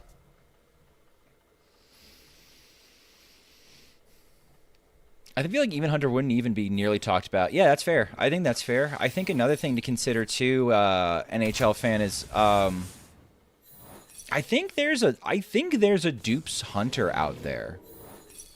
I think there's a Jormunger Hunter out there. I really do. I don't know. That's my gut. My gut is there's a Jormunger Hunter out there that we can use, or a Jormunger Hunter type deck. Okay.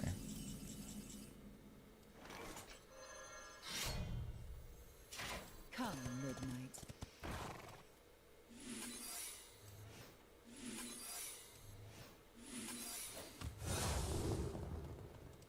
Snipe is probably better.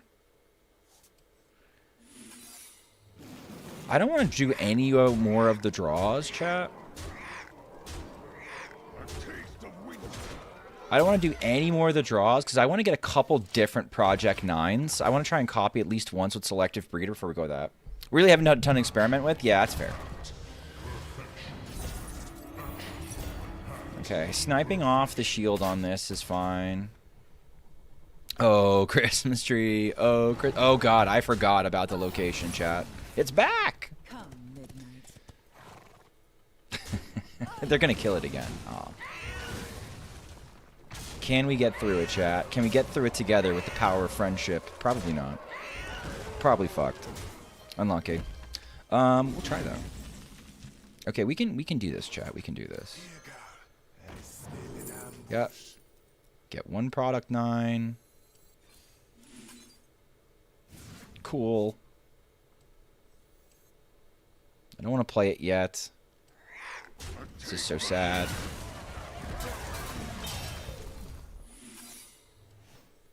It's probably the best opportunity I have to zombies. Zombies.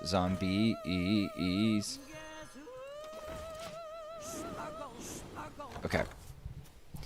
We are almost out of secrets, chat. We're being taken to fatigue. Nom.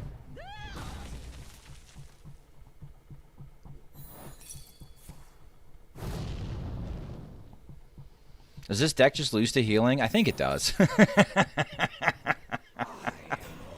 I think this deck probably sucks, NHL. That's probably the secret nobody wants to talk about.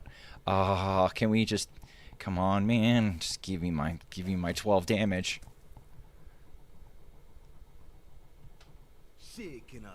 Where's the Alunith KJ? Oh, that's true. That would improve this deck. Alunith and KJ. Yes. Come on, play one more card. Play one more card, please. Please, please, please. Please play one more card. Yes! No, it's fine. It's cool. Kerpow. Haha. So all we're missing is a Weblord. Oh, we could do Weblord, couldn't we? It's a little cursed. It's a little fucking cursed.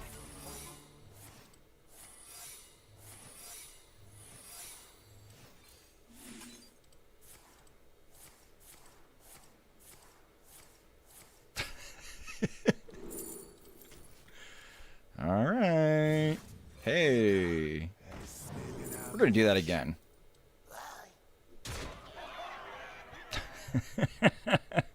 I think I want Tavish. Did not get Tavish. Hey, Shumi, how's it go? What's going on, Ball of Hate? How are you? For those of you who don't know, Ball of Hate is actually very nice. Very nice individual. Very chill. Not nearly as hated or full of hatred as his name would suggest. Their name, them's names. Okay, no. What if no? What if no, Patrick Pals? We're slowly getting there. More Weblord decks? Did we run Weblord in? That was a great 3-cost minion. That was an incredible 3-cost minion. I agree. No, he's gonna make it go bye-bye. No. I don't like this person. Oh, wait, it's back. Haha. Let's do it again. All right, I'm not letting that farm me, though.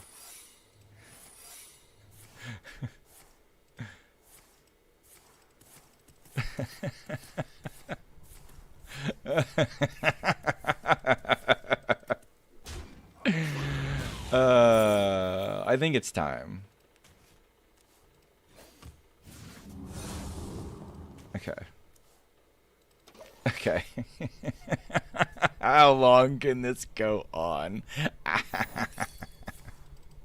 Yes. I don't know. Black holes are perfectly circular and be quite small, but pack a lot of mass. That is true.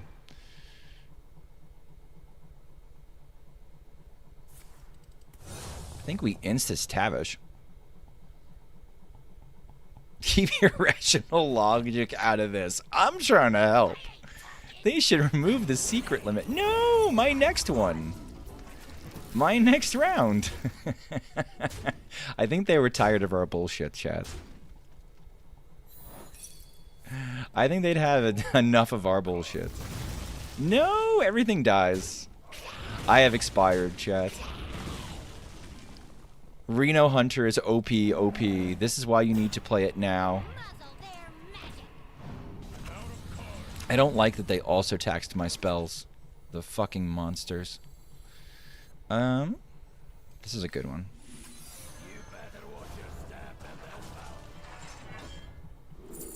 I want to do improved emergency maneuvers. I want to do improved open the cages, and I want to roll a huffer next turn. That's what I want to do. Give me these things. Give me a huffer next turn. That would be much pog. I'm very okay with that. Sisters, my will shall lead us to victory. This is actually kind of impressive how far into this we've gone. Puffer. I might have died, chat. I might be fucking dead as we speak. Valiant effort. Thank you. I tried. 1, 2. Maybe we get more Huffies.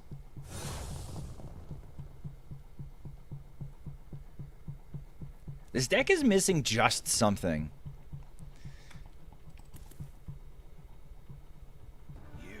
Oh god, no, they're Tavishing. I think I died, chat. they're Tavishing. We tried.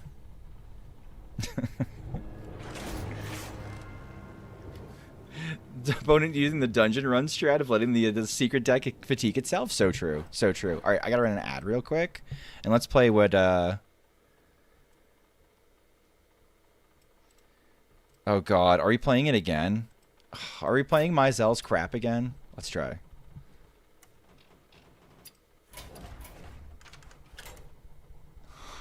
No. Why is there a Sunwell? What are we even doing? Alright, we'll try again. Dude, Klepto throws that? Klepto throws that down and then just leaves. Does the squid hat have a heart attack? It started falling off my face. So I'm changing it.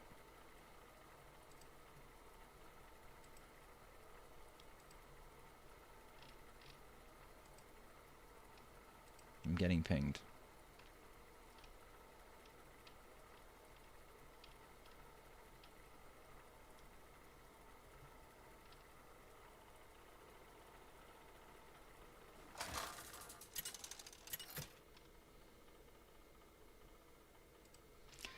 Oh, thank goodness.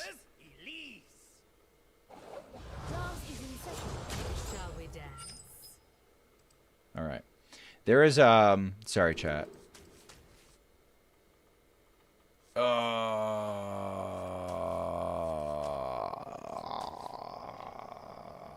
What about Noel though? What if it's Noel? What about Noel for Elise?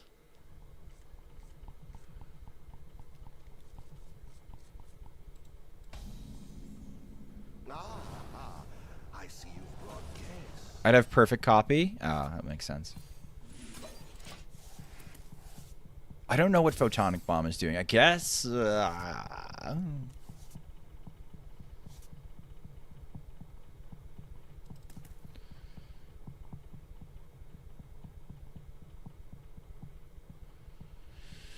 Okay, so this is one of my patches. I really want to do this instead.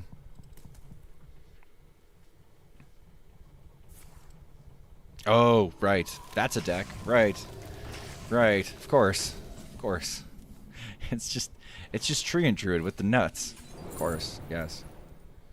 Well, I get to do this next turn. Do 1, 2, kill one with the Deafen. Coin Beanstalk is an actual living nightmare for us.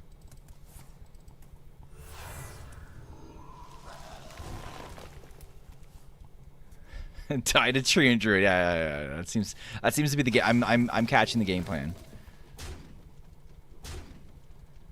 Okay, I think this dies.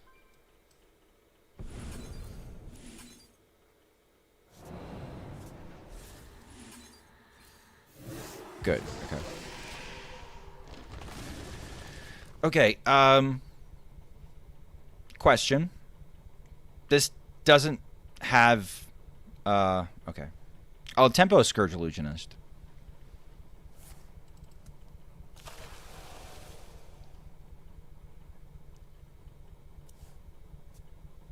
Shatter Shambler would be nuts right now, I think.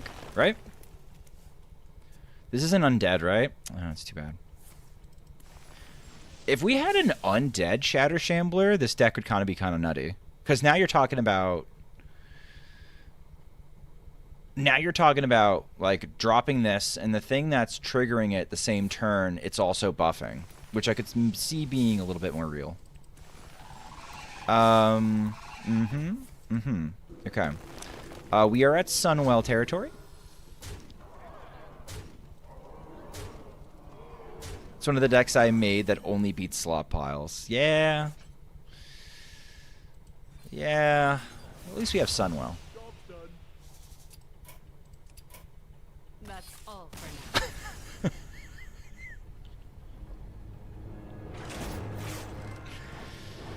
Oh, man. You know what it reminds me of, chat? What if I just play... What if I just pull a booger worm, and just for the next, like, 20-25 minutes that I want to stream some more, I just played Tidasp Rogue? Stormwind will tremble before Tamsin Road. Why did you not just knock you into a slot pile? I'm not skilled enough, I don't know what to tell you. Alright, I think I kind of want sketchy info. Give me sketchy info. Phil is probably going to blow me up. We got sketchy info. Please draw a 2 minion. Cavalry Rogue is a heater? It is a heater. Damn straight. Chat. We can make this cost 2 mana. Wait, we could do it right now. Does that do anything? Trigger its death rattle. We're going to have a 4 mana horse that's just going to sit in our hand for a while. Probably not worth it. Can you believe I queued into it on rank 1? Yes, because I know how much pull Boogerworm has, and it's incredible how far his community, how far reaching his community is.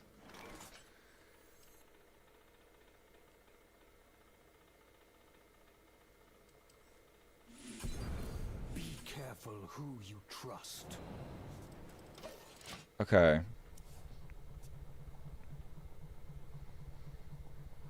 I might play the Scourge Illusionist. Okay, no, I can't afford to. I gotta just do Thunderbringer. Well, if the Thunderbringer dies... Here's the problem. If the Thunderbringer dies, how do I bring it back?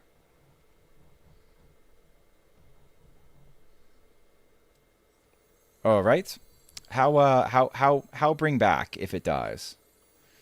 I guess it's who cares. If both of them die, I probably have a Neptulon or a Loctalar on board, and I possibly win. We've also got the Enhancer Mechano for the second round, which seems like a high roll for me.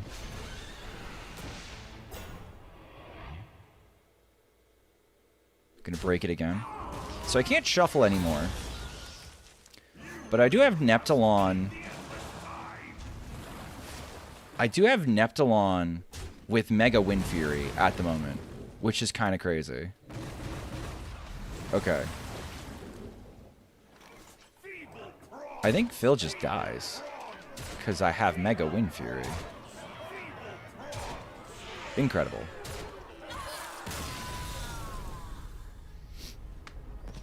They died. They died.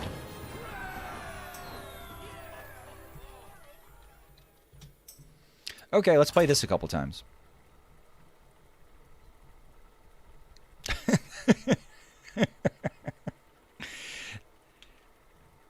Should I just play T-Daz? I think you should. This is gas? This is gas. The story behind this deck is incredible. This guy was cooking it on stream. This guy was cooking it and constantly queuing into Boogerworm. And Boogerworm's chat was just like fascinated with the list. Like he would kill Boogerworm, and Boogerworm would be like, "Oh fuck, I need to get that sauce." And so he went and he got the sauce. But in order to get it, like his chat was reconstructing the deck list brick by brick, card by card, and then guessing on the last couple cards. And he wasn't accepting any friend requests. And finally, this guy that was reconstructing the list and testing the list queued into Tidasp. And Tidasp accepted the friend request being like, "You're playing my deck." And the guy's like, "Oh, dude, like, just, you have no idea how big a fan base you have." And from there, Booger got contact with him. He shared the actual deck list. in Booker Chord, and it's just been an obsession, chat. It's been an obsession. I'm expecting it to show up on. It apparently shows up on HS Guru with certain filters, which I think is so funny. I think we want to keep map. Quick pick is really good, but it's good for like miracle. I think we just want map, and I think we want scoundrel if we can. Ooh, we want that Finley back. Get that Finley back. I mean, sometimes it just happens, Mizell, man. I can't make the nuts every single time.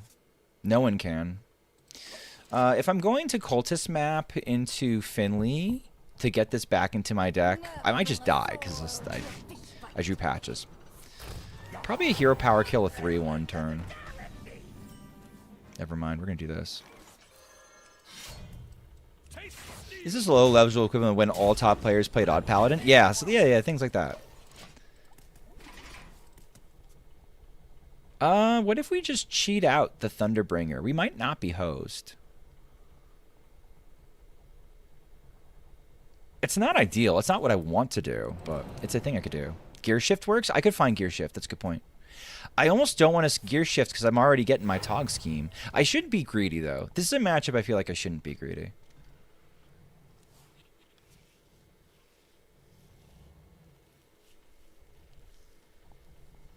Sure. Whatever you cold blood, I'm going to smack it. I just realized I'm queuing into Blackbeard. Blackbeard always has weird shit going on. Okay. I'm going to prep this. Gear shift?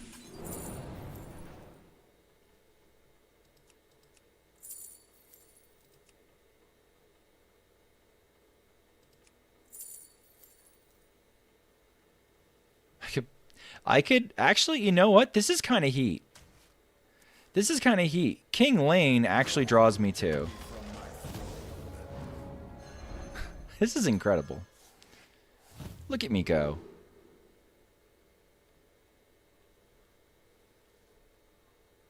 Okay.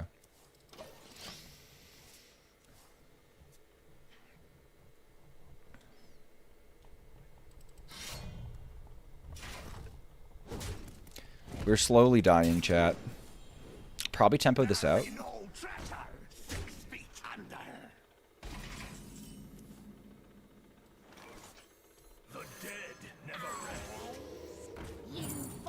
Okay, turn 7, we can coin our Thunderbringer. Turn 6, if we top deck another counterfeit coin. Or, alternately...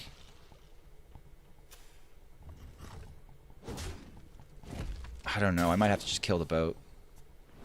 I feel like I should be dead by now, but I'm not.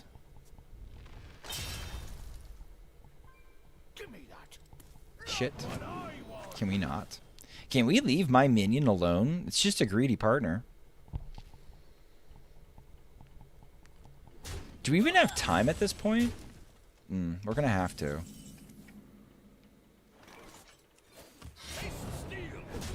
Okay, here's what we're gonna do, chat. We're going to top deck. We're gonna top deck the counterfeit coin, and Thunderbringer's gonna come down. We're gonna be fine. Never mind, we're gonna die. We're just gonna fucking die, chat. We're just gonna die to a Lotheb in the year of our Lord 2025. Feels bad, man. Do you have Shadow Step in there too, Blackbeard? What the fuck are you doing? Oh yeah? How do you like that? Huh? How you like me now? I drew 1 patches for another patches. Alright, no, that's not working. Okay. We try again. We try again. Surely it's the nuts. Surely.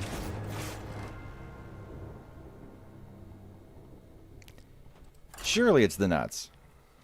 We didn't high roll 1 game.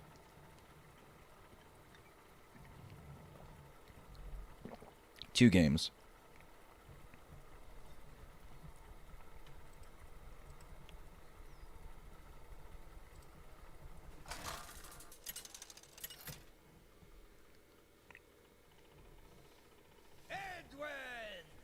Oh, the great one.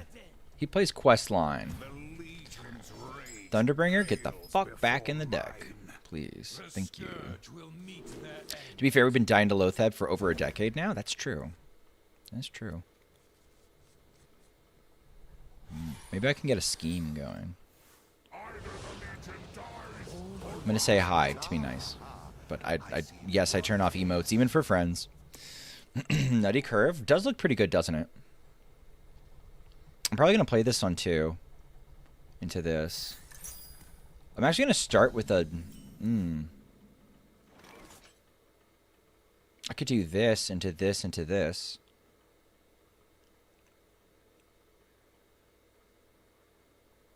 Or I could just set up my draw. Make it 2-2. Do my prep sketchy after that.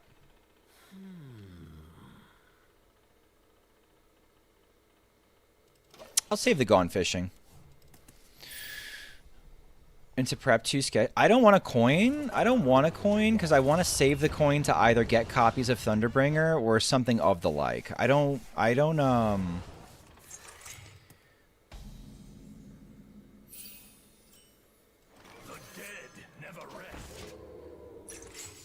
I want the coin for a little bit of mana flexibility, especially as I'm imagining I'm going to have to get through a mana burn at some point too. He's Brock, so I doubt he does mana burn. I mean, I doubt he does glide, right? Glide would have to come off of studies. I think he does run studies.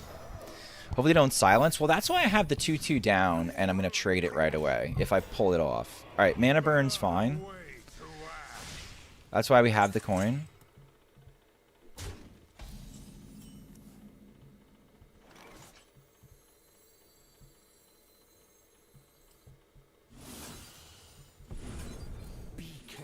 Who you trust. Okay. So next turn, we can actually Thunderbringer into trading a Thunderbringer. And if we get another coin, we can even send in more Thunderbringers. We might even, like, blow him out on one turn here if we do something like summon a Neptulon. That'd be kind of crazy. Could absolutely happen.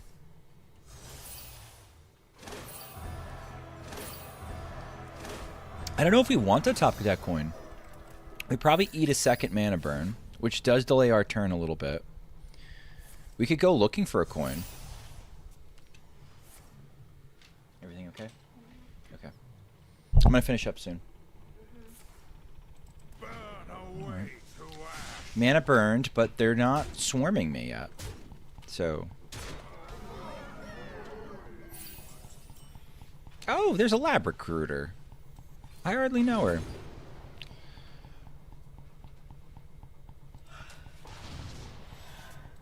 Okay. This seems fine.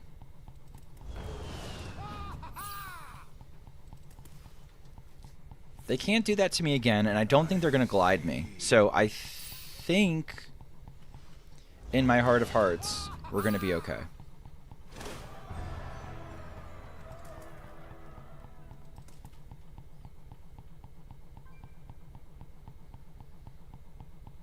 What does Spinley, the Spinley fuck, do for us?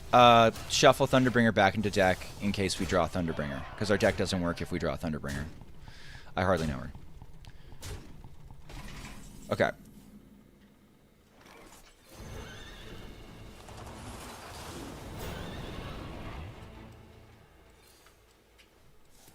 Alright, let's see if this is explosive enough that I do some shit. It is not explosive enough. I don't even know... Chat, there's a non-zero chance that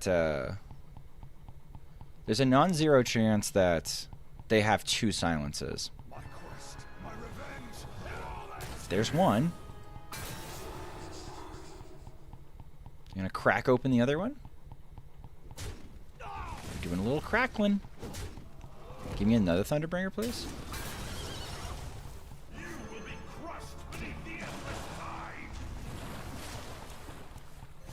Nutty. Is this one also going to be silenced? Nope, we're going to crack that one open, huh?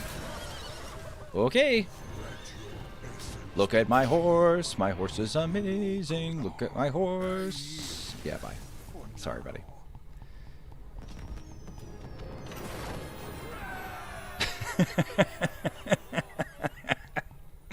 You know who would like this deck? Duhei would like this deck. Dooge would love this deck. Dooge would see this deck and just cry. Lots of tears. Deck code now? You can't pull it off? Let me see. Hold on. Oh, shit. Mizell, it's all going to hell. Mizell, how could you? Ah, fuck. Yep, there we go.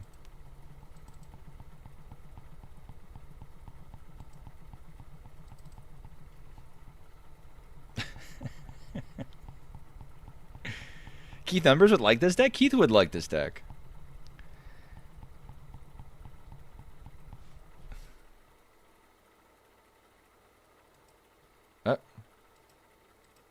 Oh, here we go.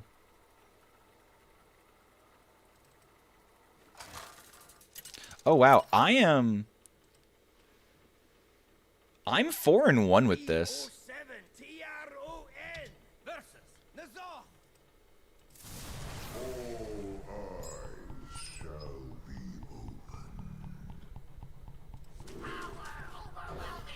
I think I just want sketchy though. Like it's just fine sketchy.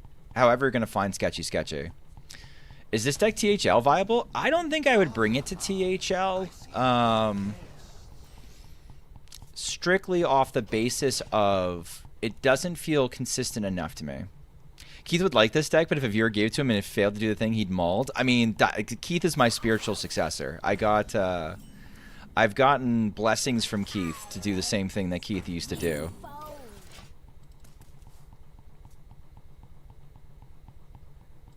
Should add more spicy cards in wild decks. I think it depends on what your idea of fun is. This always comes back to the idea of fun.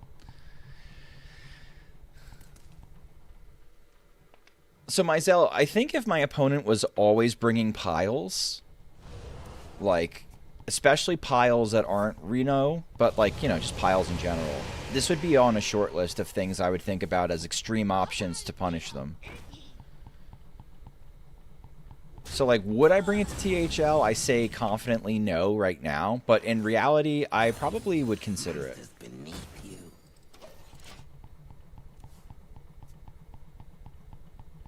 Deck does require an enhancement mechano. It does do that, yeah. Does it require it? No, but it's there if you want to say hi to it. Wow, that took a lot of damage. Nice. Okay. I'm gonna see what you are.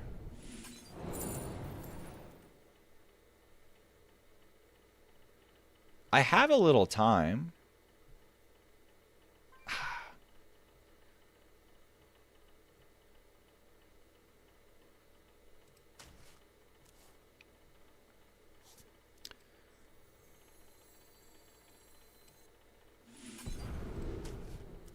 Okay, I am going to just jam. I'm going to jam the horse.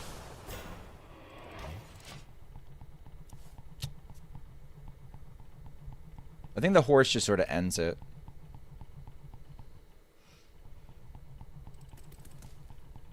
I don't even know if that was correct. I don't know. I don't know. If they don't pop this, this is great. If they do pop it, I think I win. I think I win either way. Unless they run Starfish. I run Starfish in my burn lock, so I imagine they run Starfish in their burn lock.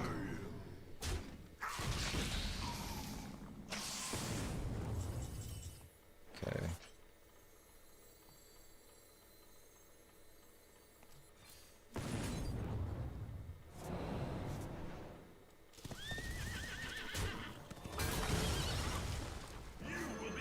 Is Murkwilder... Dude, just... Don't, who knows? To anything you guys ask, who knows? See, it doesn't seem like it adds a lot to the deck. I think it adds turn 3. It's like turn 3. I think we're just trying to get to the sketching info as fast as possible. This probably goes a lot like the Big Shaman matchup. The Big Shaman matchup is not a good one for burn lock. Too many bodies. My favorite hostage list? I could do that, maybe. Hey, here's a good situation. I could drop this down.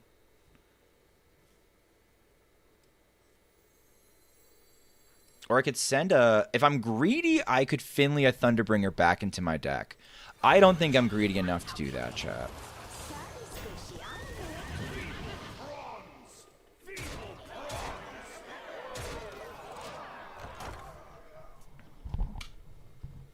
Could use Bone Spike? I could see Bone Spike. Bone Spike would be good. Yeah, I don't know. I am not the one to refine this pile of crap. I just want him playing it. I think winning the match is better, yeah. just win the match, man. It's one of those decks that's so Timmy that it's just like, what is the correct answer? Because there are things I want to do. My favorite hostage list.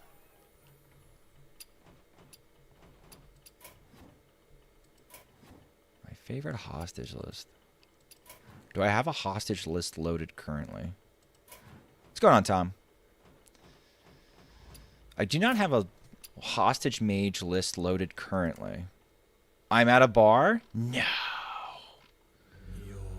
No. Wait, Rogue Thunder, thank you for the... Thank you for... That's 6 months. That's almost 7 months. Steady. Steady.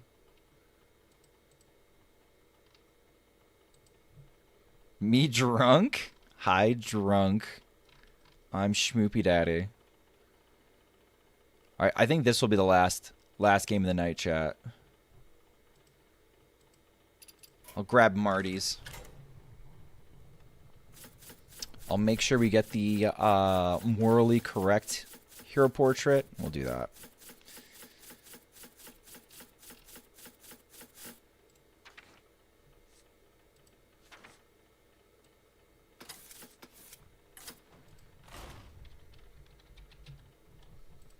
This game might not even see the light of day, chat. We'll see. Alright.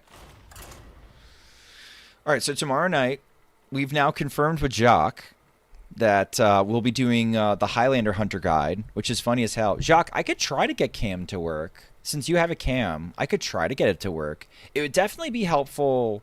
If I can't get the Cam to display on stream, it will definitely be helpful for the guide because it's really hard to have conversations or podcasts with people and not be able to see their face to make sure that you're not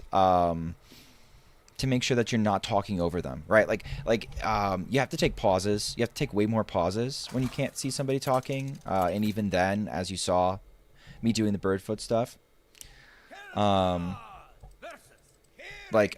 didn't want to. There are times that Birdfoot, Sparrowclaw. There are times that I didn't want to interrupt Sparrowclaw, but you end up just sort of doing it naturally because you want to jump in because something excites you. You'll use hand for sure. Perfect. So I can see if I can try to attach it.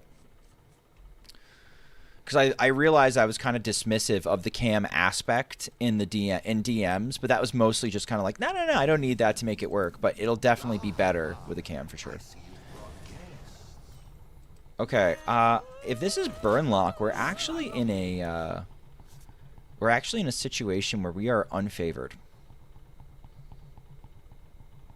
I'll use my legal name as my username. I'm not scared at all. Ha ha.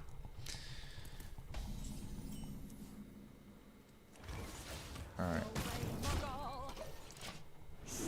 Oh, chat, did you see my shirt? Has anybody noticed my shirt yet? I got it for Christmas. Ready?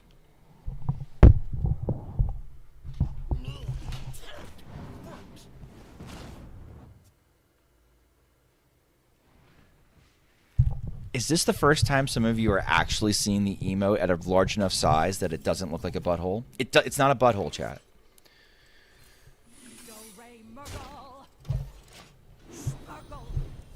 It's not a leaky butthole. Chat, it's not a leaky butthole. Match was so brutal. I found getting bodies. Coin Renathal is a good play. I like that idea. I actually like that idea. Me when no. It's not like that, guys. It's not like that. Oh, whoa. You want this. Dude, you want that for later, I'm pretty sure.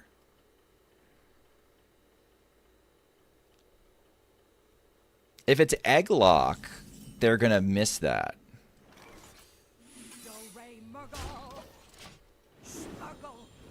You know, an emote is good when you have to say it's not a leaky butthole. I just like, God. I don't know how it happened that I have like some of the most cursed emotes on Twitch, but like that's what happened. I think they're egglock, and I'm just putting them through the ringer because after this objection, I'm going to discover another one.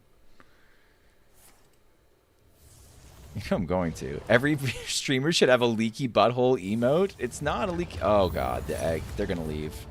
They're going to be so sad, chat. Yeah, fair. You could have checked again.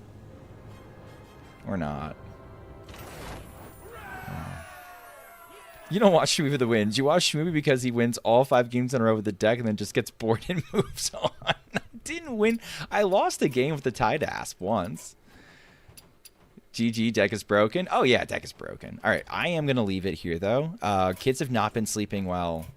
I'm streaming a little bit later than I have been. Closer to my usual time, but I don't want to push it too far.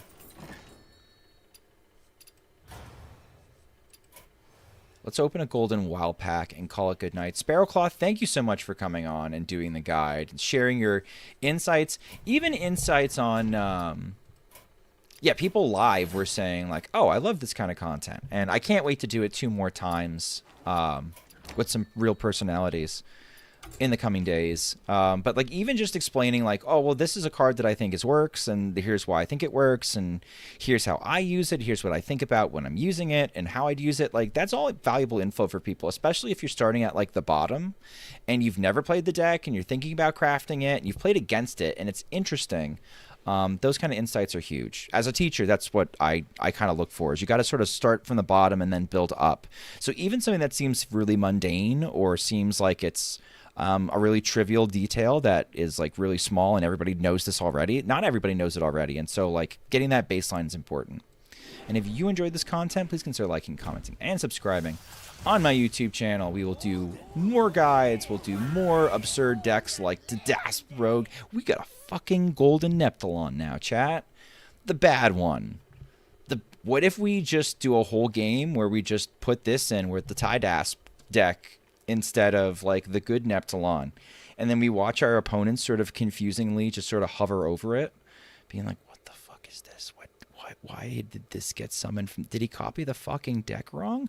Special thanks to my members on YouTube, Pug Please, Big Pimp Champ, Sean 1 Trillion, Some Guy, May, Zoo Shan, Robert Tuss, Timmy Dakaido, and Y Peepo. Happy golden legendary. All right, let's see who's still going and where I can send people's.